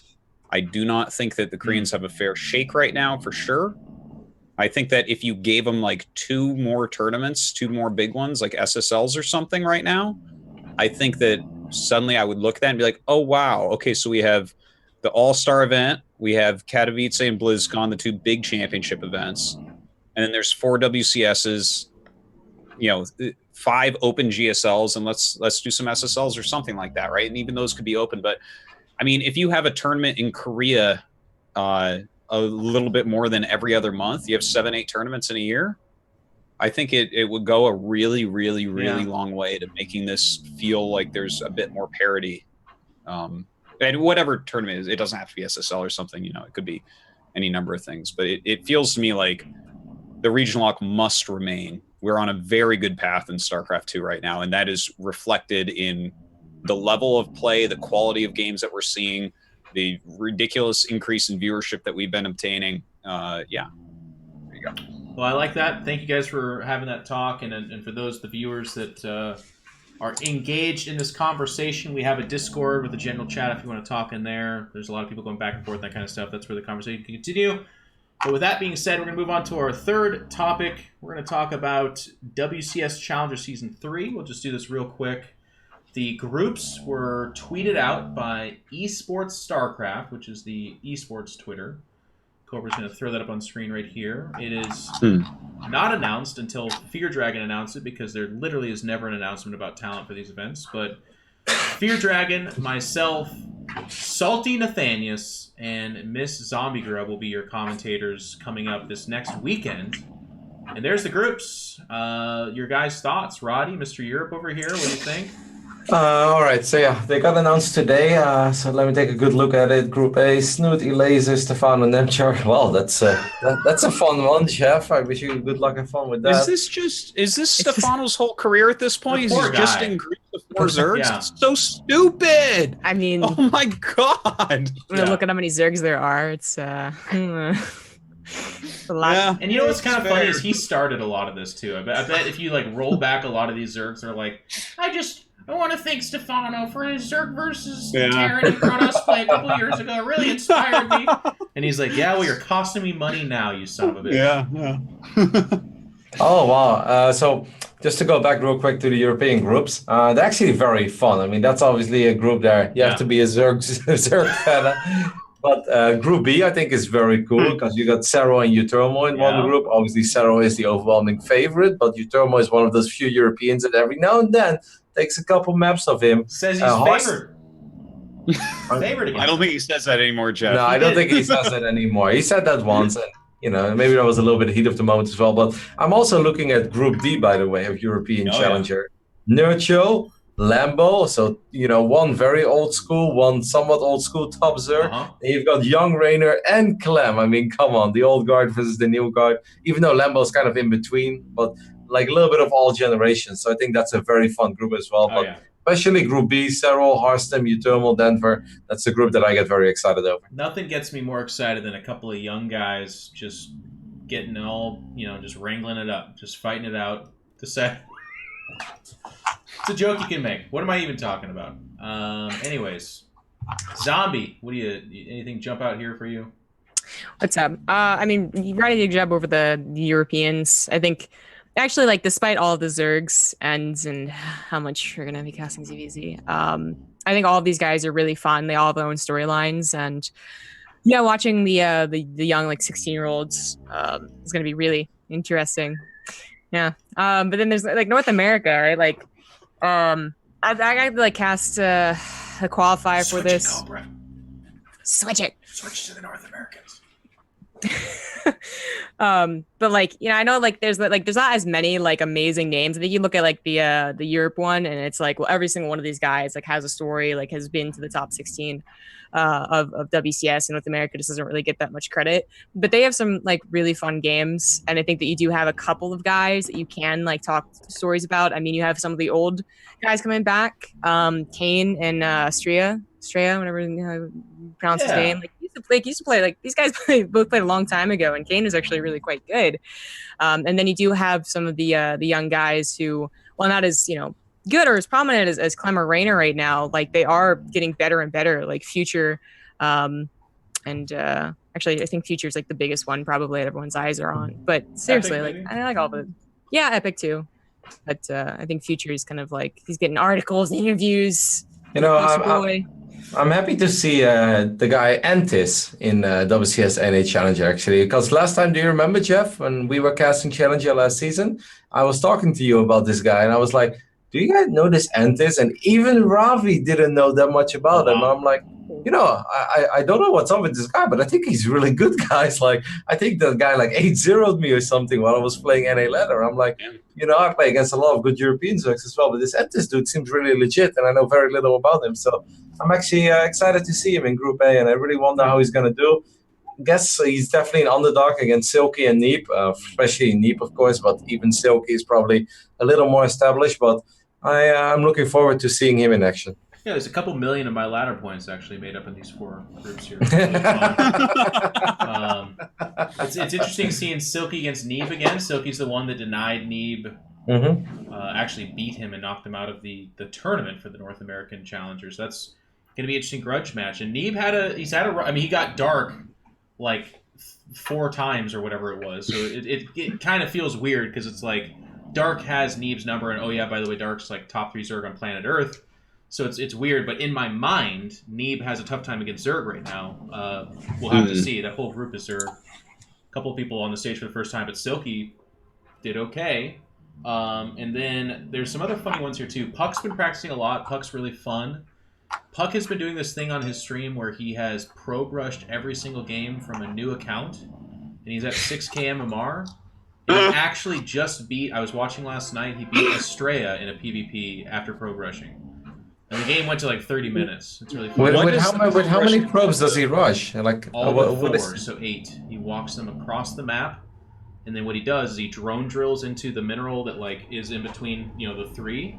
Oh my god! And then from there he just attacks out and kills like 4 or 5 probes. And obviously, does he send them home, or do they stay until the bitter end? Recalls them. Actually. Okay. But it's not like he's pulling all the workers, right? Nope, just 8 of 12. I mean, it's nobody else does that. That's a lot of workers. Okay. Yeah, but if he recalled, okay, it's very impressive. But for a split second, I thought he was literally just like sending all of them. Yeah, no, I thought it's like he just sends every probe, he rallies and he micros them a little bit, and then wins the games in like 2.5 minutes. Puck, okay. All of his games against Terran are a draw for some reason. Like, wow. Roddy, who will start a game not getting Warp Gate, and then for reasons that literally make 0 sense at minute 9, won't spend the money on 50-50 and start upgrading Warp Gate, is criticizing the amount of probes you pull in your probe rush. So the gauntlet is dropped. That cybernetic score needs +1 air weapons, Jeff. Doesn't research itself. Oh, Kevin. So this will be really fun. This is going on this weekend. The little production magic for you guys at home that don't know this. My flight lands at 9:40 in Burbank. I'll be in my hotel room by about 10:15. The call time for the European broadcast is usually about 3 a.m. the next morning. So the next time any one of you motherfuckers questions my love for StarCraft, try to do that. Try. Can I try and one-up it by saying I just got back from Korea? And just Not right now, Zombie. No. I was going to say it if you didn't. I'm like, yeah, and so did Roddy, and he streamed for 9 hours. Listen, there are other people that are passionate as well. Okay, that doesn't stop my passion. So that'll be going on, and then of course there is another weekend of a broadcast. The following weekend, I think, the weekend of the 18th, and then the weekend of the 25th is the European and NA finals, and then shortly after that is WCS Montreal, which just is a quick plug for that. Holy fuck! This is the final WCS stop. There's people that are going to be fighting tooth and nail to get there. Can Serral 4-peat, which has never been done in WCS history? Obviously, the good answer is yes. Can Haz continue his incredible performance, or not even continue, but repeat? Yeah, do it again. Yeah, I don't think so, but we'll see. There'll be Artosistv somewhere. Well, the Montreal is almost more hype because of what Serral has done now. Because at this point, like sometimes I'll be casting like GSL, and it'll start to go long, and I'm like, God, please not another 40-minute TVZ. But eventually I hit a point where I'm like, I want everything to be an hour now because fuck it, we're past the line. Let's just see what we can do, right? Let's just have the longest. Let's end at 1 a.m. And I feel like that with Serral right now, where I'm like, okay, this kid's too good. It's too ridiculous. I don't want the upset. I want Serral to win this and then win BlizzCon and then win Katowice. I want to see how long it can go and how ludicrous it can be. So me too. I thought that it was going to be less hype going in because of Serral, but now it's gone beyond that line. It's got its second wind of hype. And it's going to be Montreal too. And like the closest person I got to knock him out in Valencia was Scarlet. Ooh. Like if they meet again, that's going to be so, like the crowd is amazing in Montreal. It's going to be so hype. That was a fun CBC. And it's been like this, by the way. Valencia was awesome. It was a huge pickup from Austin. GSL versus the World was even bigger than Valencia in hype terms, in my opinion. Can Montreal keep it going? I don't think so. No tastosis. You're right. Not a coincidence, Jeff. You're right. I paid him to say that. Pretty sick, though. We will have Colaris there hosting. I think that's gonna be By the way, guys, this is completely unrelated to WCS, but are you guys aware of the Clash Invitational that's happening? Like I know should be something that should happen in the beginning of the show with This Week in StarCraft. Mm-hmm. But it's a really fun, new, mostly European StarCraft league. Happens every Tuesday, every Thursday. 16-man tournament, but 2 groups of 8. And then, just 4 best of 5s every Tuesday from Group A, 4 best of 5s of Group B. That's that ZVZ tournament, isn't it? There's a lot of them, yes. But, I mean, if I look at Challenger, you're not allowed to call anything a ZVZ tournament, Jeff, because that's a lot. Wow, those Zergs are doing pretty good. Yeah, check it out. You and Red are casting it, right? Or? Yeah, I cast it, Red cast it, and Waddy cast it as well. But it's quite cool because we're talking about Serral. Serral in that tournament as well. He's 3-0 at this point, 9-1 in map, so he did drop 1 map.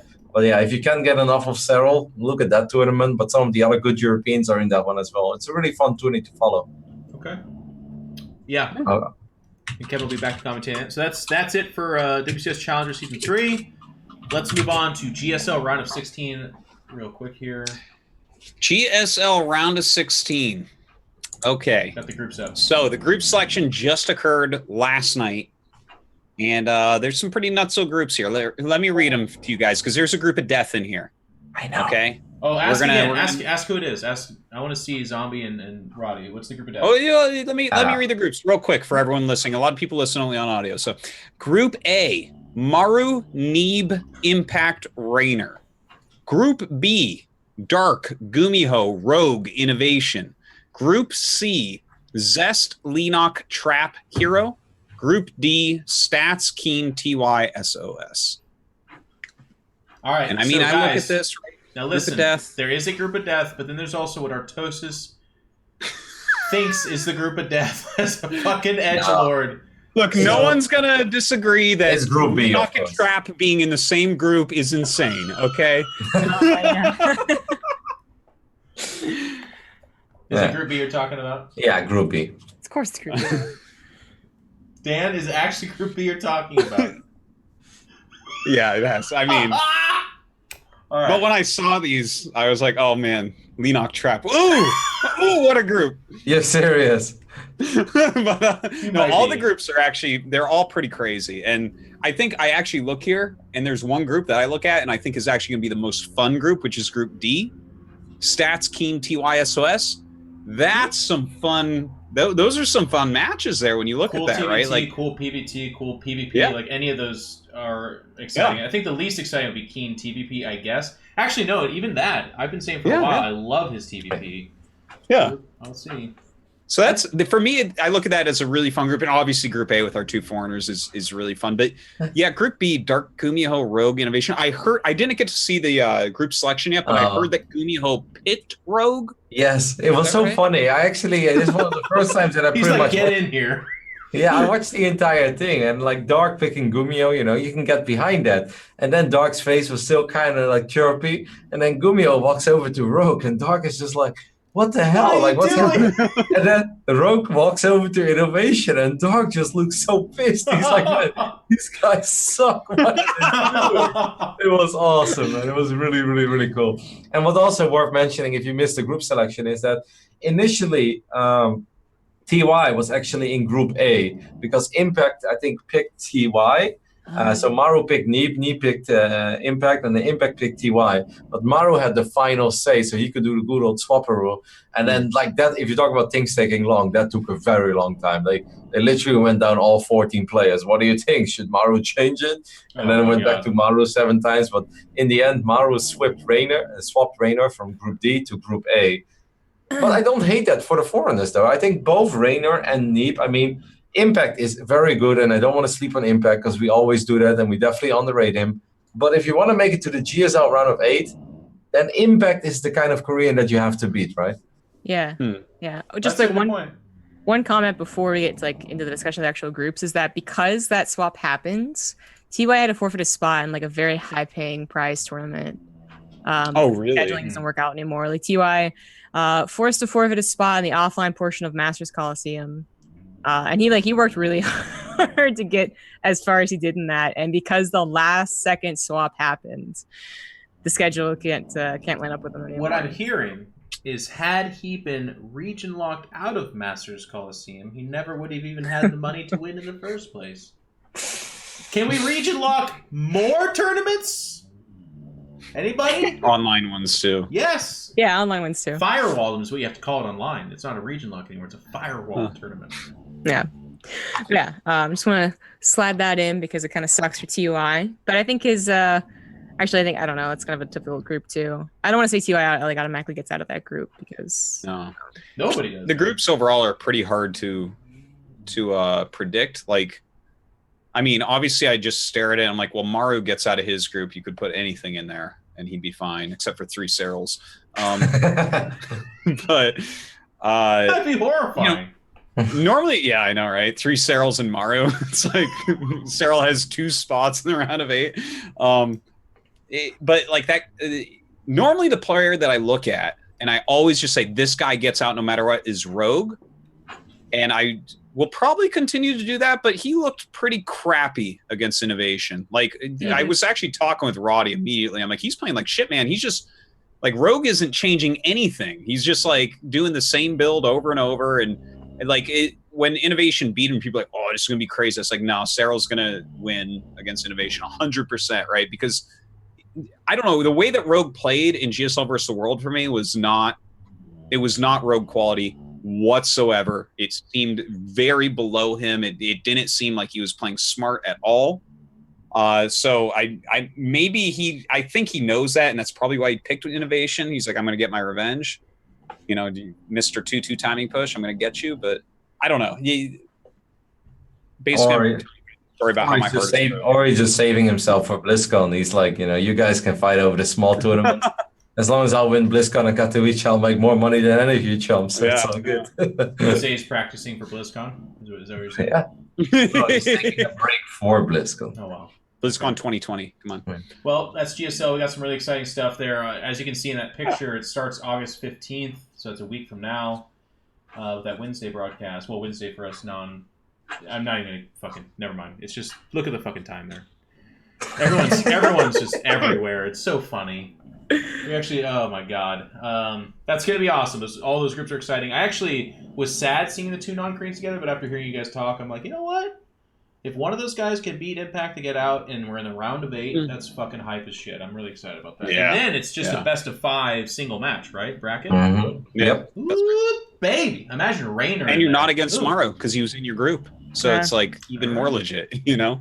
Pretty cool. Actually, like, who do you think has a better chance getting out, Rainer or Neeb? Keep in mind, Neeb said that he wasn't practicing very much, which he always does. But this time, I think might be legitimate. He's playing a lot of Civ. What? I think Raynor actually has a better shot at this very moment. If you would have asked me 3 weeks ago, I would have probably maybe still go with Neep, even though I would have said I was very close. But right now, I'm actually favoring Raynor to be the runner-up in that group. Yeah, we expect Mauro to win it, and Raynor second place, I think.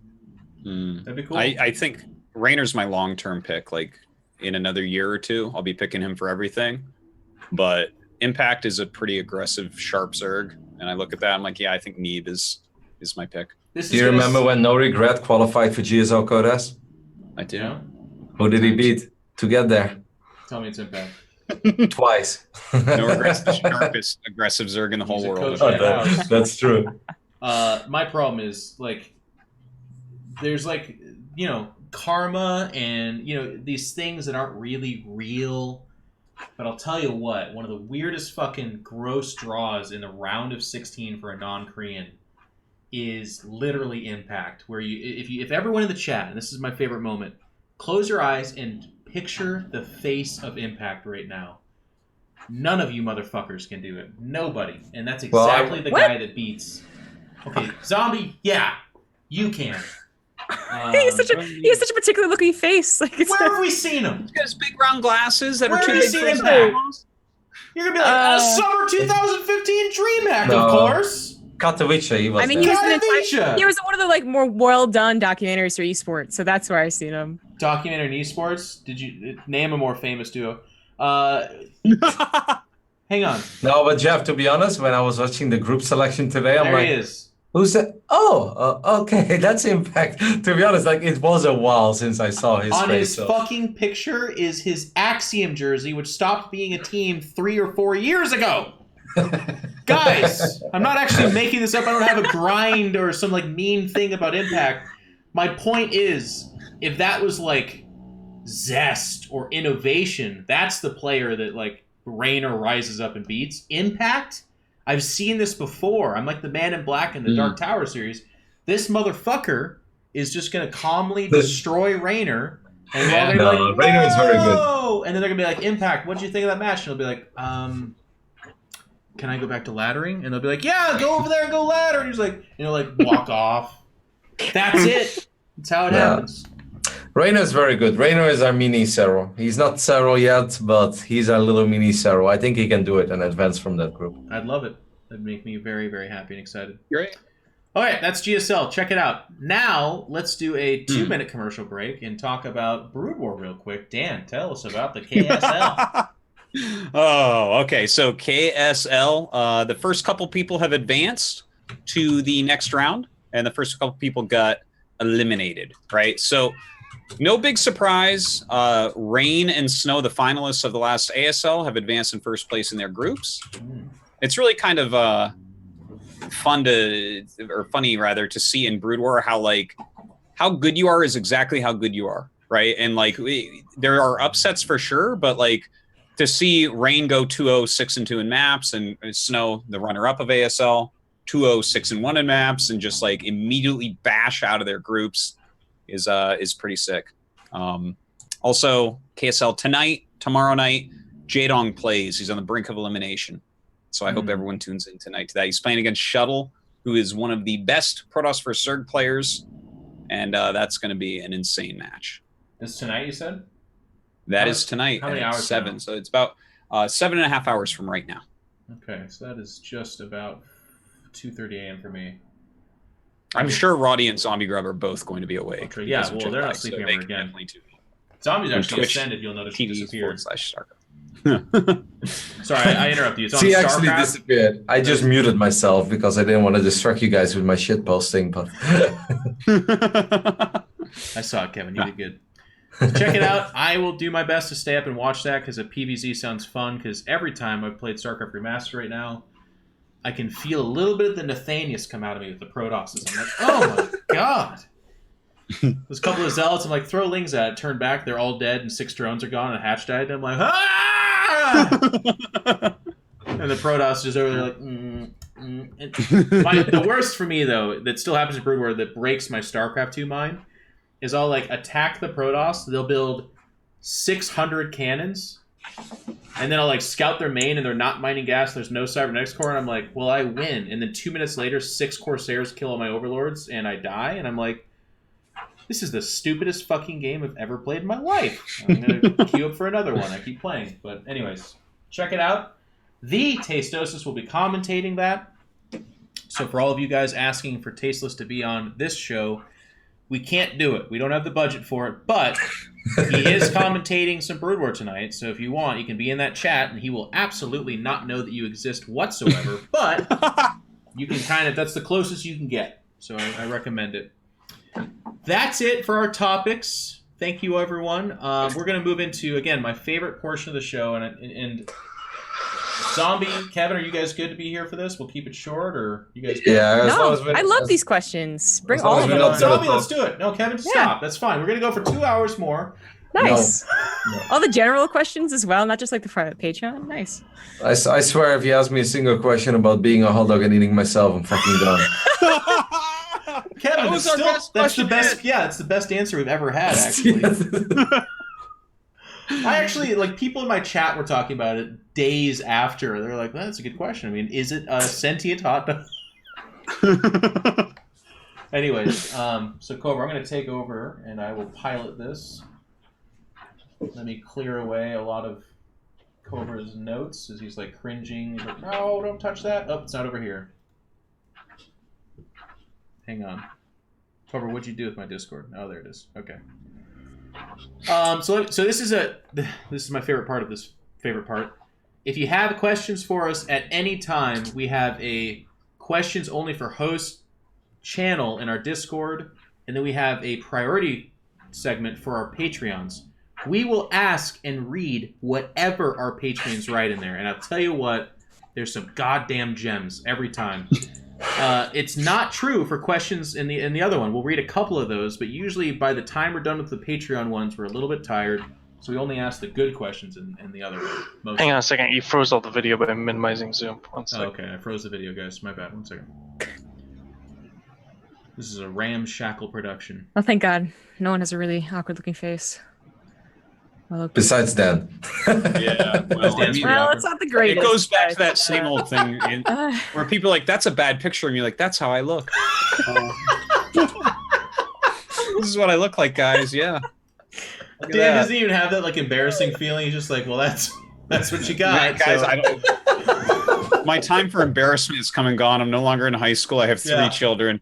I am getting a haircut today, so hopefully I look a bit better at KSL. But this is what you got. Could you freeze my cam again, please, and just let people really drink this in? That is hands down one of the best parts about getting older. Because when I was younger, people would be like, "You're fat," and I'd be like, "That really? God damn it!" I'd be like, "No, fuck you! I don't like that." Now they're like, "You're fat," and I'm like, "Bro, I'm turning 33 in a couple weeks. Like, I can't.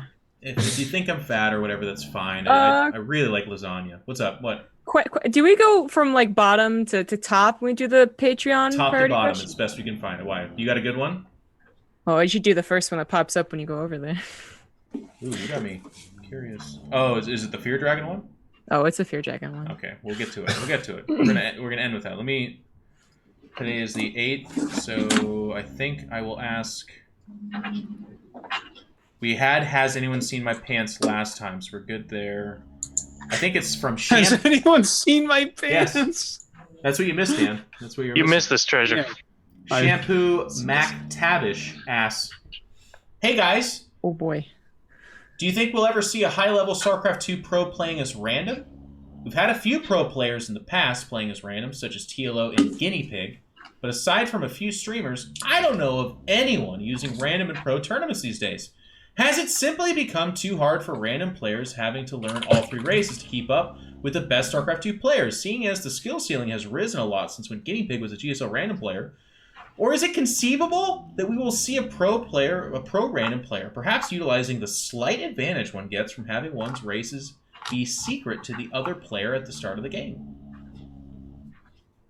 We have almost no 4-player maps in StarCraft 2. It's like that's the rarity at this point, which makes random weaker even than it already is. And it's really hard to play random. We'll never see a top-level random player, I don't think. Everyone agree? Agreed. Yep, I agree. Yep. And it's for all the reasons you said in your question, Shampoo, which I always struggle with that when someone's like, is it because of these reasons? And then we're all like, it's because of those reasons. And that person's like, all right. Just want to make sure. Yeah. The thing is, as well, is that even if there is a very good random player, like for instance, I could absolutely see Scarlet go to a home story cup once and be like, fuck it, I'm playing random this event. Like, I can actually see that. But in the end of the day, her Zerg will still be better, even though she will probably say that her Protoss is better because she always does that. But her Zerg will still be the best, and then it's probably her Toss, and then Terran is probably the weakest of the three. So yes, Scarlet might do it, but she will still probably have an advantage if she would spawn as a Zerg. Yeah, totally. And that would be, by the way, the worst moment of your tournament is when you face Scarlet playing random and you scout and she got Zerg and you're just like, fuck you. Yeah. That's a fact. When a random player gets their race, there's nothing more frustrating than that. Yep. It's real. Digiboy asks, new patron to the Pylon Show, loved your content and what a great time to be a foreigner in the StarCraft 2 community. So, Cyril, thought it's time to stump up. Thank you, friend. Question, with GSL versus the world wrapped up, it looked like a great chance for Koreans, commentators, and foreign pro gamers to connect on a more fun/personal level. For example, the team match selection banter looked fun. How much behind the scenes, i.e. casters seeing Cyril backstage, high-fiving, back-patting, strategy chat goes on? Okay, Cyril does not high-five anybody, okay. Kevin, there's more. So hang on. There could be more to this question. Do all the Koreans speak good English or vice versa? The onstage, yes, all the Koreans speak great English. The onstage interviews seem pretty one-dimensional, but I'm wondering if there is lots of talk off and interaction between foreigners and Korean games and casters at events. Thanks. Go ahead, Kevin. No, not incredibly much. Definitely a little bit. Like from the 3 Korean casters, I get along best with JYP because he speaks best English as well, and he's actually really freaking cool, and I know him from his old days. Park is really awesome, but he's a little intimidating even for me. So I'll be like, "Oh, you're amazing." He's like, "Oh, thank you." And then the other guy, I don't really interact with at all. Like every time I walk up to the Korean casters, the third guy kind of just turns away, and I'm like, "Okay, like I'll leave you be."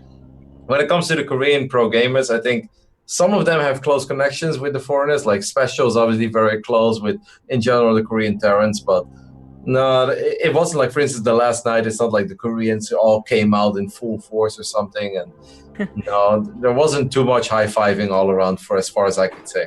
Like obviously everybody's nice and polite to each other, but in general, I think they still keep a little separated. I asked Cyril if he wanted a cheesecake shot, and he thought I asked him if I wanted cheesecake. When I came back with it, he just was really, really sad, you guys. That's an emotional roller coaster to go from, though. Like, to think you're getting cheesecake, and then you have this, like, little fucking glass, and you're like, not only is it not cheesecake, it's alcohol mixed with cheesecake, which is probably even worse. It was delicious. Are you kidding? Okay, I think he would say they were delicious. No, I think he did, like, one shot, and he was like, he doesn't actually like alcohol, so. Yeah. No, he just looked at me, he's like, but it's not cheesecake. And I was like, oh, my bad.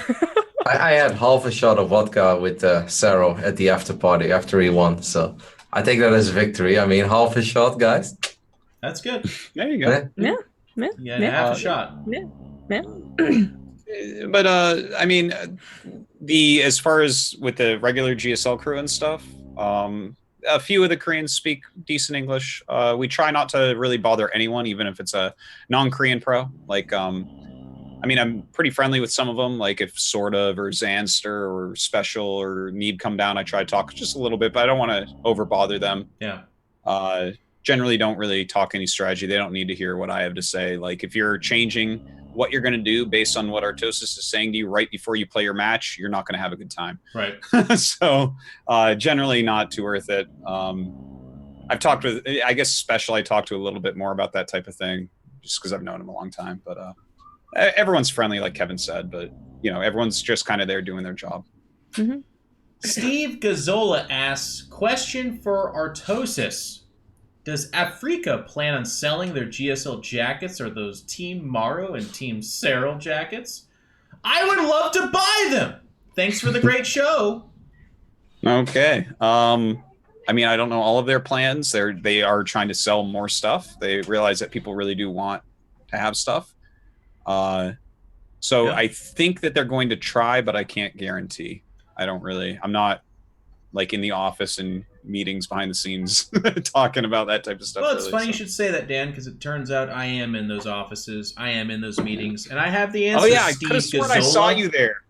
Oh yeah, I flew over real quick for this weekend. I have the answer, Steve Gazzola, but since the question's not for me, we'll have to wait till next week.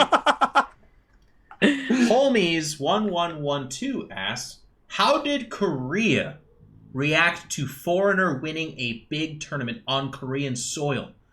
Could this potentially hurt the Korean scene should it happen again a few times or become regular? That being highly unlikely, he says in parentheses. Fans losing interest, pros quitting, etc., considering StarCraft 2 isn't that big over there anymore. Guys, is this the beginning of the end of StarCraft 2 as we know it? I just imagine he thinks like Koreans like all went into a riot and started losing their minds and just like, we can't play StarCraft anymore, guys. We're not the greatest anymore. No, I think Kevin, you gotta stay awake. This is the best part of the show, please. Sorry. I think that if anything, this was probably good for the Korean scene. It's going to make BlizzCon way more exciting watching, right? Yeah. If you're watching it, this kind of already a weird time zone tournament, and you always expect a Korean win, but now there's like, okay, who from over here can take out Serral now? I think it probably makes it better, I would guess. I mean, I don't know. Yeah, I think beating the Koreans actually makes the Korean scene better.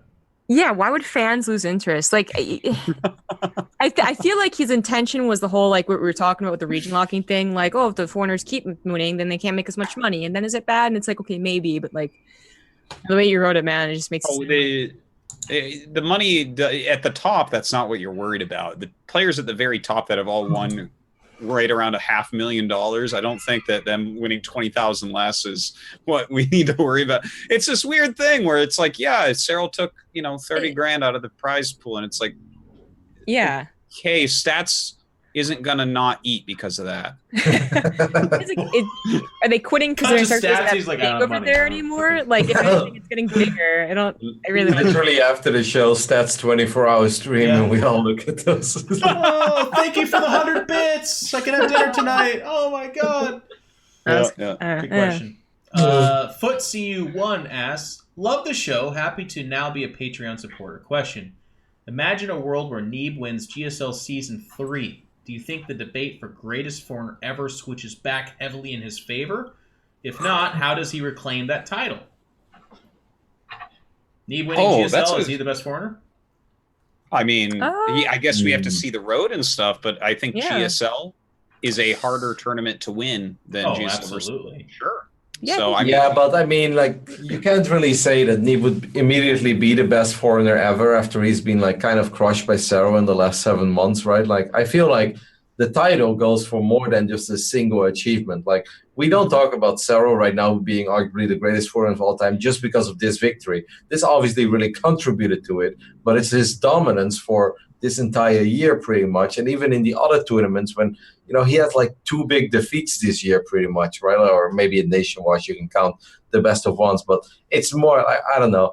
I always feel like a single tournament is less impressive no matter how stacked the tournament may be than a reign of dominance. So it is, I understand what you mean with the single tournament. The reign is definitely more impressive, but he's had a little bit of a quiet streak here comparatively, but like last year and the year before were pretty insane for Neeb. So of course, there's something else to be said too. When the reign gets longer, it's not a non-stop reign, but like some of the most impressive pros of the past, in my opinion, are pros that have won in different eras as well, or different years. It's like Zest winning a tournament every year for like 4 years was like, wow, that was awesome.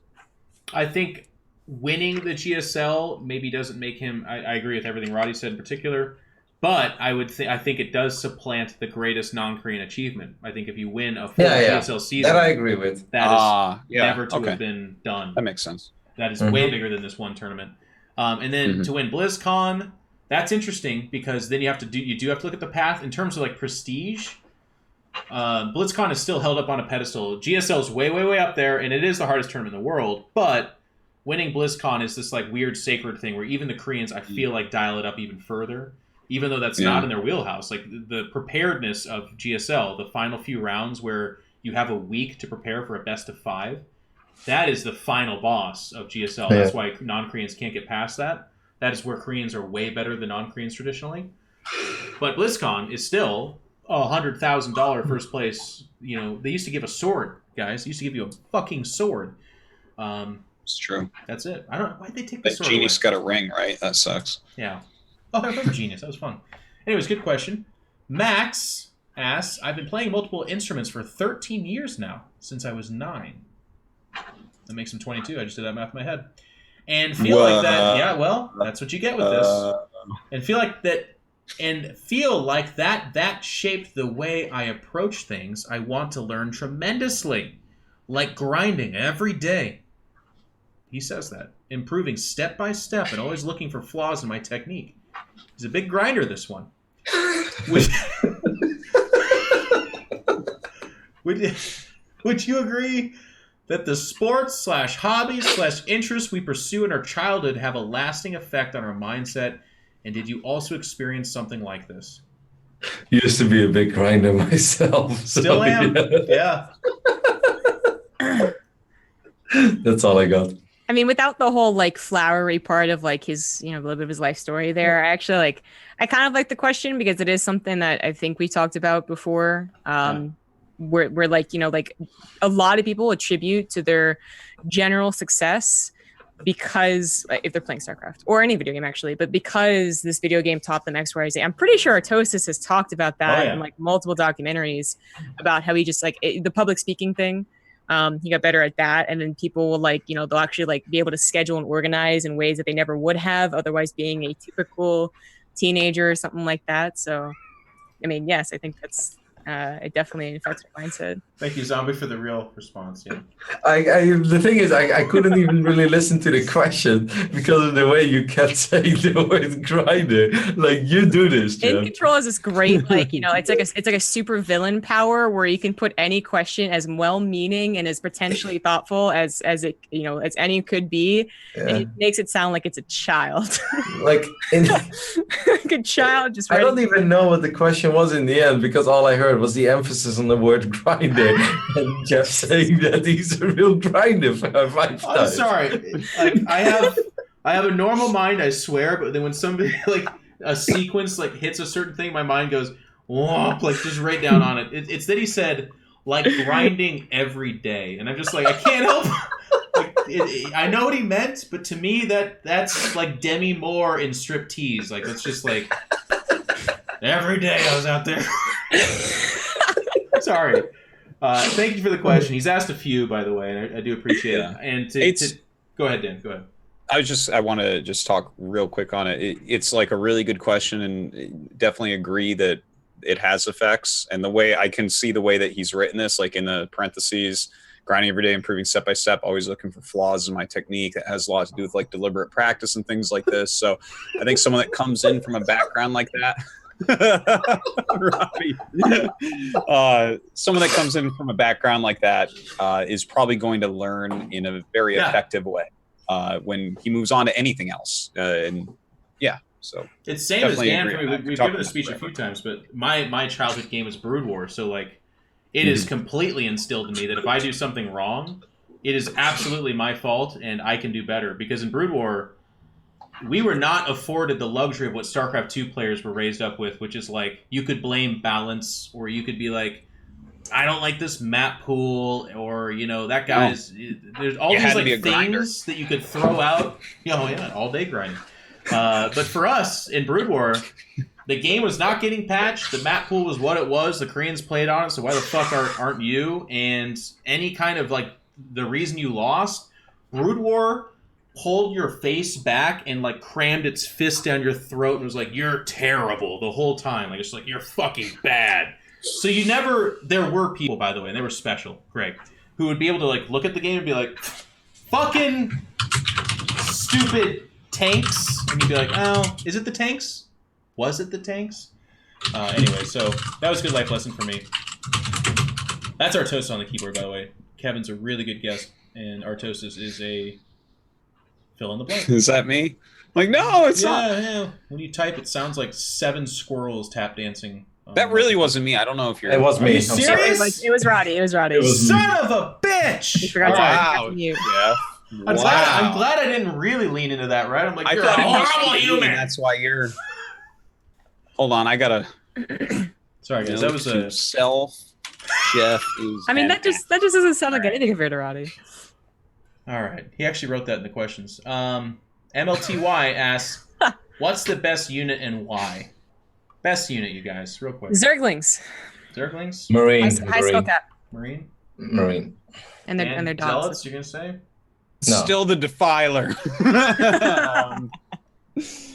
Yeah, it's probably the Marine or the. I mean, links are great because they're half supply, and you can obviously put them around the map, and they can get. Oh no! Wait! Yeah, hold on Starcraft, here. the best unit's the Baneling. You guys are both idiots. Done. Next question. The thing that explodes and like kills itself. Yeah. I think the Marine is the best. Do we? Let me ask you. So let me add on what to wins this. then? Is 8 answering- Marines or 8 Banelings? Is answering Marine also the most tilting thing you can say to every Terran player ever when asked Yes. the question? What? No, Probably. Marines are really good. What? Like what? No, Terrans the are best zombie. The best. Not that they're really good. The best unit. I mean, the 50 Marines, they shoot up and down. If I go down to get the the Shire seatbelts right too. now and I pluck Nathanius out of one of those mud huts and I ask him, what is the best unit? And he obviously doesn't answer Marines, but then Kevin and everybody else does he freak out? No, he doesn't. I don't know. No, You he'd can probably admit that? just think about it for a moment. Like, I didn't be like, oh, wait, it's Banelings. What are you guys talking about? Oh! All right, good question there. BM Achecha123 asks, don't you think Cyril has to win an actual GSL to be considered best in the world? I think I know we talked a lot about this, but I guess it's kind of a counterpoint to what we said earlier, where we're saying, and I think we use Zombie's answer here, where she says, you get to make the argument for the first time ever that there is a best in the world that is Cyril. What do you guys think about the counterpoint that he didn't win an actual GSL? He just won one tournament. Okay, I have one thing to add real quick. It's probably the last serious thing that I can add today, but I'm a little bit surprised that so many people are like, I understand GSL is magical, GSL is awesome, and it has been the most, the longest running StarCraft 2 tournament in that regard. But I don't have that obsession with pushing Cyril to compete in the regular GSL season, because that's more than just a StarCraft competition. That's a change of life for someone for over 2 months almost, right? That league lasts really long. And in the end, he only plays for like 4 or 5 days in those 2 months. So like, what do you want? You want to send this Finnish kid by himself to the other side of the world to live in a country that maybe he doesn't really enjoy? Does he have to set up his own apartment just for those 2 months so he can prove something to people? Or does he have to live with 10 other people for 2 months in the house? Maybe he's just not into that lifestyle. Like, I don't think that's weird. Like, I love South Korea, but after like 10, 11 days, I'm very happy to be back just in the Netherlands again. Yeah. And maybe Sarah is kind of like that as well. Like, why should we push this lifestyle upon him that maybe does not make him happy? I mean, he even said in one of his signature series, he loves Finland because it's quiet, he kind of lives in the middle of nowhere. Why should we send him to this city with 15 million people if he is not into that lifestyle? Like, I don't think that's weird, right? That's a personal choice. Because we're over-entitled fans that want to see him win GSL. Like, that's why. That's my answer. But I think that it's kind of fair to be like, well, GSL is the tournament where you really get tested, right? Like, all the super legends have won more than one GSL. It's just kind of, this is like the realist proving grounds that you can kind of have, because it's not like a weekend tournament. You have all this time to prepare, and you really get to see who's who and stuff. I mean, at the same time, I look at it and I don't need to just look at the fact that he won that tournament. I can just look at his play and be like, yeah, no, I'm going to call him the best player in the world right now. But yeah, I mean, winning a GSL a huge. It's the accomplishment, really. So there's this, like, I don't know if you guys remember, but I remember there used to be a big debate back when GSL was happening along with a bunch of MLGs and stuff. And people would generally argue all day long, what is more impressive, winning a 3 or 4 day tournament or winning a tournament where you prepare for everyone? 4-day tournament, 4-day tournament, you don't have any time to prepare. You have to face all different types of players, you know, the cheesers in the round of 32 up to the solid guys in the round of 8. And you get is that more impressive? I think in a lot of I haven't thought about this in a long time, but I thought back in the day it was, especially because there was a bunch of Koreans. They were facing each other the same way that they would in GSL. They're just doing it over 3 days. So in that way, it's like, you know, there's that to think about, but also just, I don't know, he faced GSL quality players that had a little bit of time to know about him and adapt to. I know there's this false narrative going around that the Koreans didn't know who Cyril was. Yeah. They all thought he was going to be super easy. And I'm just like, I don't think that's true, guys. So like in my mind, I think what he did is impressive enough against the right players, given the right tournament, that you could be like, at that time, yes, he was the best. Yeah. It's also how he did it too. Like his series against Innovation was eye-opening, right? It was not a good series from a fan standpoint in the sense of like competitiveness, but from a fanboy of non-Koreans doing well. That was a pornography of game. Now, Kevin, you said you don't have another serious answer for you, but I'm going to raise you one more. Fear Dragon is the next question. For Ronnie, Right. You travel so much, it must be hard to adjust to time zones and just generally be as energetic on the cast as you are. Have you tried going for Storm instead to make it work? What? It's a So- dumb meme in my channel. Yeah. Like I'm someone who likes to make a lot of gateway units, right? Because I don't really like to tack up with few units. So I believe in staying low on the gases, extra minerals, a lot of gates. Yeah. So I have a lot of games with Zealot stock sentries, and some days it works, and then eventually I transition when I have like at least 3, but sometimes even 4 bases. But then obviously it also doesn't work sometimes, because guess what? Some people are really good at Starcraft and better than me. And then the number one fucking thing is always every single game, why no Storm? Where is Splash? So that's It's the really joke. good meme. I agree. Yeah. I'm a huge fan of Kevin's stream, and that is one of the dankest because it's so constant too. And the thing is, Kevin's such a nice guy. He'll actually answer it like almost every time. But only just this year am I starting to really reap the seeds that have been sown. Where someone will be like, Kevin, you didn't get Storm again, and Kevin, instead of being like the nice guy, will be like, mate, if you notice, I only had 3 gases on the 7 bases I had. Where does the Storm come from? Where does the Storm gas come from? And the guy's like, well, and it's just like so good. For me, it's, in my opinion, I don't know if it's, Kevin can say it's as bad. For me, it's really bad because to me, my entire Protoss career, if I go Colossus, why not Storm? If I go Colossus, if I go Storm, why not Colossus? And it's just like this every time. So now I've evolved to the Rubik's cube argument where I'm like, guys, StarCraft is not a why not to. It's not like X, Y, black, white. I'll be answering for the rest of my life. He's got a 2-parter here. This next one's for me. If Cyril has more but can't find nothing less than other or more for WCS, if you read that without stumbling, Jeff, I'll pay for your dinner at Challenger. That pause was good. Hey, That was good. you did it. That looks to me like you just got a dinner, my I friend. might have just got a free dinner here, guys. Pizza tournament, eat your fucking heart out. But that's it for the questions in the Patreon. The only thing here is that Artosistv said, note to self, Jeff is an ass. And a lot of you guys are upvoting that. Fair enough. Let's go to the questions only. We're going to only ask a couple here. Kevin's got some sleep to do, and Zombie has evolved to not need sleep, so she's here for as long as we can. That's fine. This takes a little bit of reading. GG Emini, oh my god. He actually changed his name for you, Dan. Wait, what was Gratefully the- so. His What name was is the now... last show you guys did? Sorry, what? Oh, on the first. Okay. Sorry, I was trying to see what the. Okay, he asked, what are your thoughts on Archon mode? You What? guys think about that at Who's- all? In general? Oh, Archon? Oh. Well, it's not really there's like a factual way to answer when people are like, what do you think about Archon mode? And it's that the way that Blizzard implements it sucked. Okay, you can't random with a random partner, so you always have to have someone else to be hopping along with you. All right, like that just there's no reason why you can't just find a random partner. Their excuse was, oh no, there's not, you can't communicate, and communication is really key in Archon mode. Like it's not key in any other team game, but you can randomize with them. Just let the people have their random partners, and maybe there'll actually be a ladder. But there's no ladder because people were like, I can't find a partner, and they stopped playing it. And other people stopped playing it because they stopped playing it. There you go. Damn. Do you guys have as impassioned of an opinion on Archon mode? Archon mode is really fun, you guys. I never tried it, actually. No, I think it was one of those things that looked really good on paper, but in the end, I think one of the things that makes StarCraft so magical is that one-on-one aspect. And if you don't want it, then you can always play 2v2, but like a 2v2 that's a 1v1, like, I don't know, it just, it didn't appeal to me. Like, I think that was, like, people often ask me, like, what's my favorite event of all time?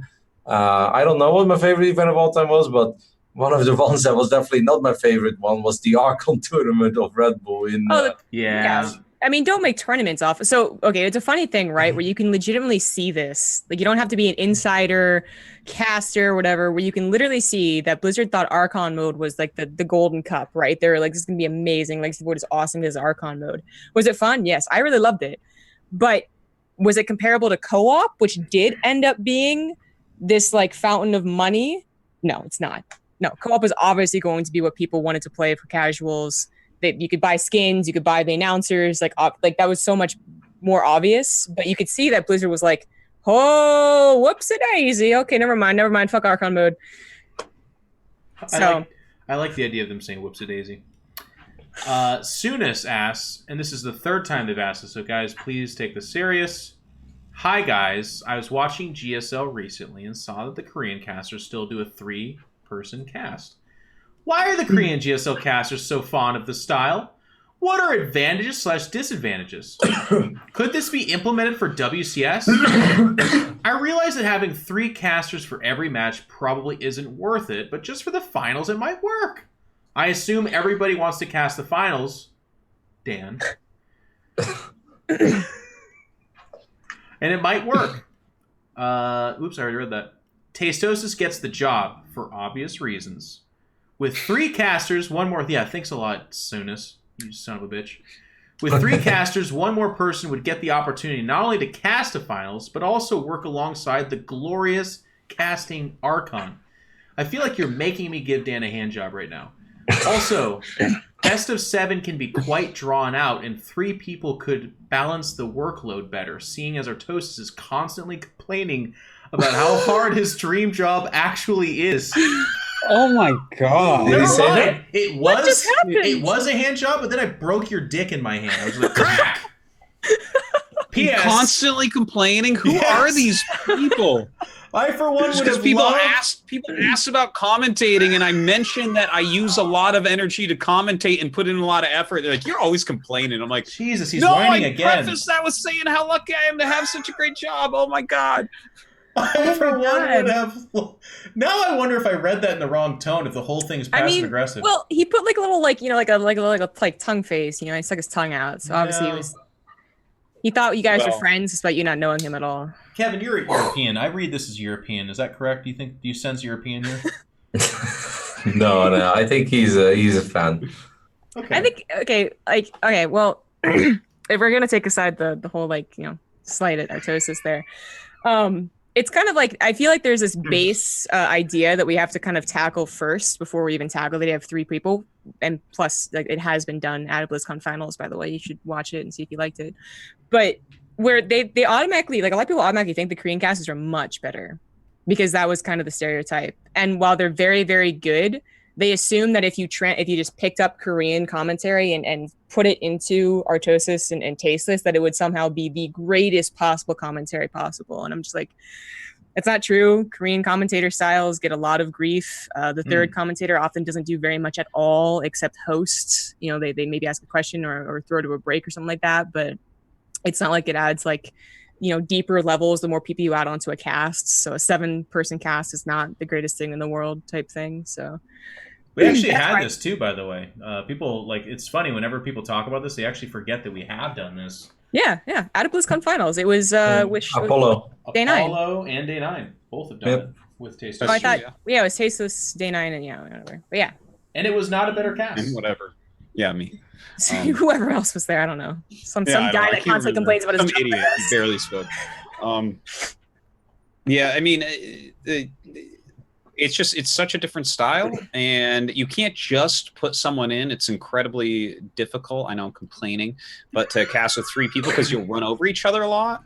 When you're casting with 2 people, like, I mean, all of us can kind of just cast together because you're having a conversation with the person sitting next to you, right? I just casted a bunch of games with Roddy. We had a great time. We're just like looking at each other and talking, and it's very simple. But if there's a third person, it just really makes it a lot harder. I mean, you should have. Home Story Cup always has 3 people. I know that's not the most serious style of casting, but there are a couple, at least a couple series a weekend where you do get the serious tri-man cast, but it's different. I don't think it's necessarily better or worse, but I think it is definitely easier with 2 than with 3.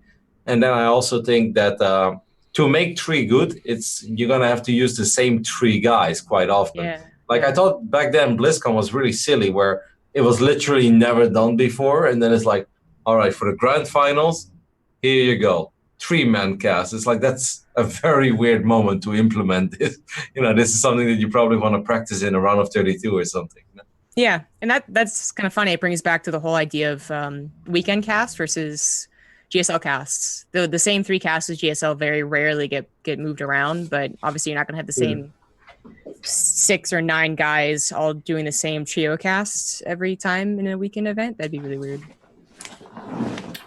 I do like the question though. It is an interesting thing. I think that's going to do it for our questions from there, guys. But if you ask others, feel free to repeat them if you feel like it's a really good question for next week's show. I would not do it now, because then I have to scroll way up there and look for it, and the chances of me finding it are very low. It's usually best to wait till the show starts or the day of, and then post some of the questions in there. But we will always prioritize the Patreon questions because these people are awesome. No matter how sardonic or mean it seems like I'm being, please remember that Artosistv is the other half of the show, and he's a really lovable guy. He'll never make fun of you.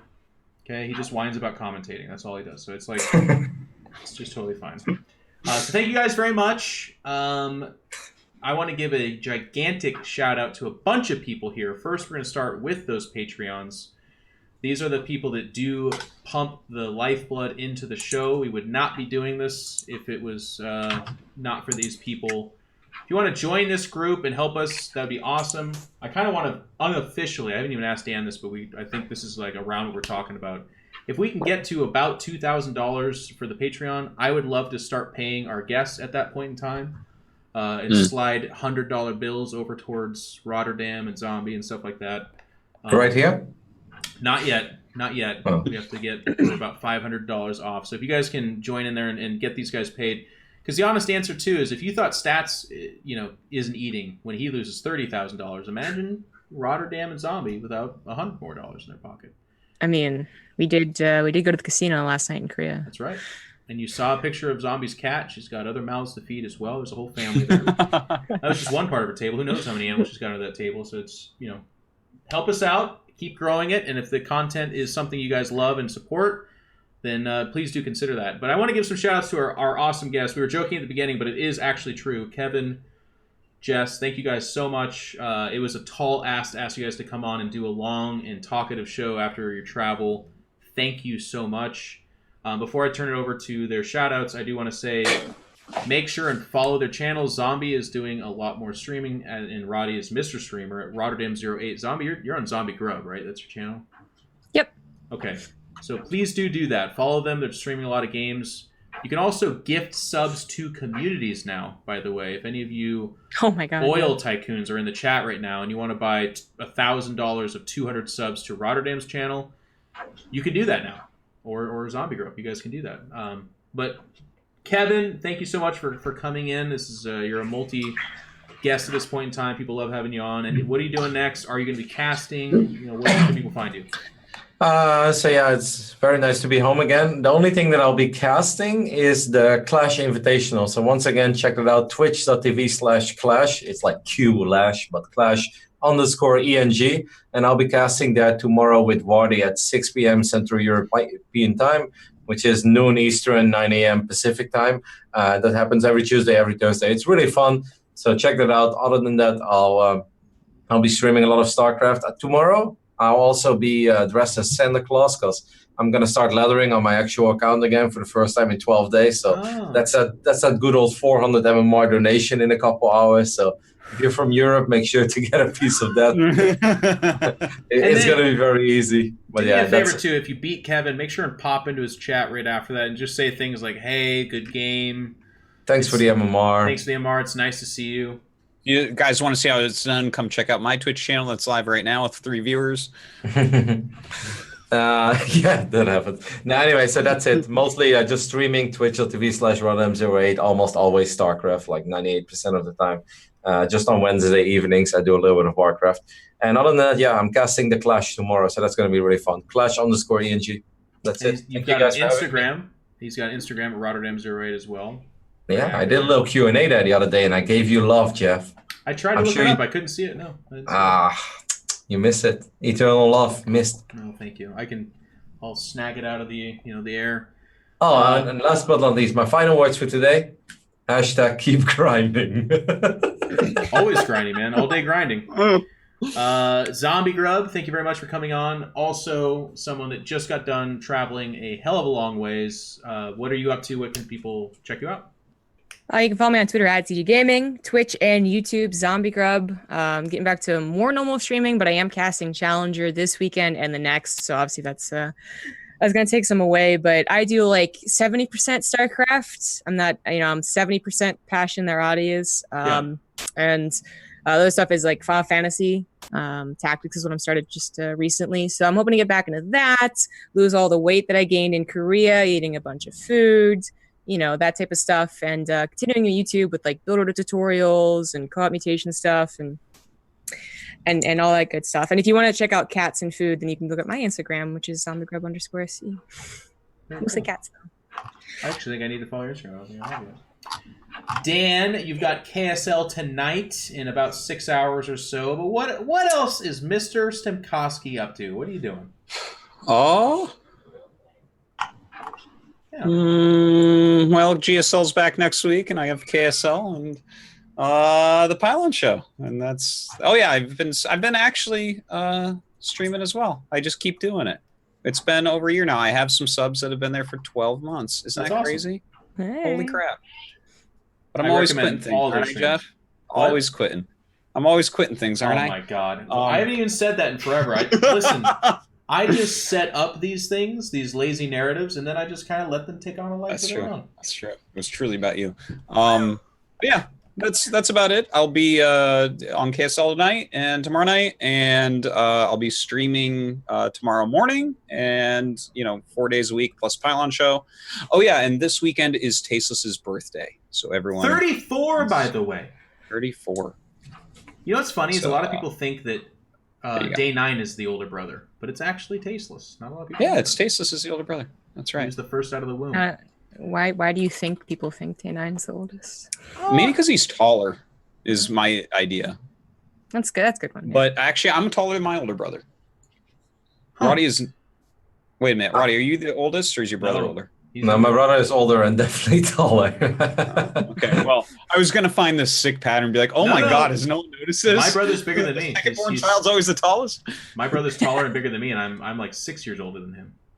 Damn, look at that. It's kind of a thing. We take out like but I think we're all smarter though, right? Like all the older siblings are smarter, kind of more capable. Oh, I'm the youngest sibling. And I can definitely say my older brother's smarter than me. Oh, shit. Kevin can say that, right? Like... I don't know. No, I'm just kidding. There's no joke here. I was just saying that. Listen, these guys are tired. We did a long show. Thank you, everyone, for tuning in. I want to give some love to our partners real quick before we sign off. We are partnered with AFKT. This is from Lycangrope. I don't think we've received samples yet, but when Artos starts chugging this shit, we'll tell you how good it is or not. But they're awesome. They are partnered with us. And then I also want to give... Oh, and you can use the code PYLON for 25% off these lovely tees right there. 25% off at $10, by the way. You know what that is? It's $2.50. I just did that math in my head. That's legit. Quick That's half a mouse. sub to In Control Real quick. TV. Yeah, that's a lot. Shout out to everyone again. We did see some subs in the channel. You guys are awesome. Great viewership this week. I'm sure that's just purely because of the awesomeness of Zombie Grub and Rotterdam. So we'll just have to make them our fixated guests, and we'll have a 5th and 6th guest in the future. Also, big shout out to Matcherino, who's our partner, and to those of you that put the code in, thank you. Any feedback you guys want, put it in that Discord. We'll check it out. That's going to do it. We'll be back on next week at, I would tell you the same time, but nobody fucking knows what that is. So Wednesday, probably, I guess. Goodbye, everybody. We love you. See you later.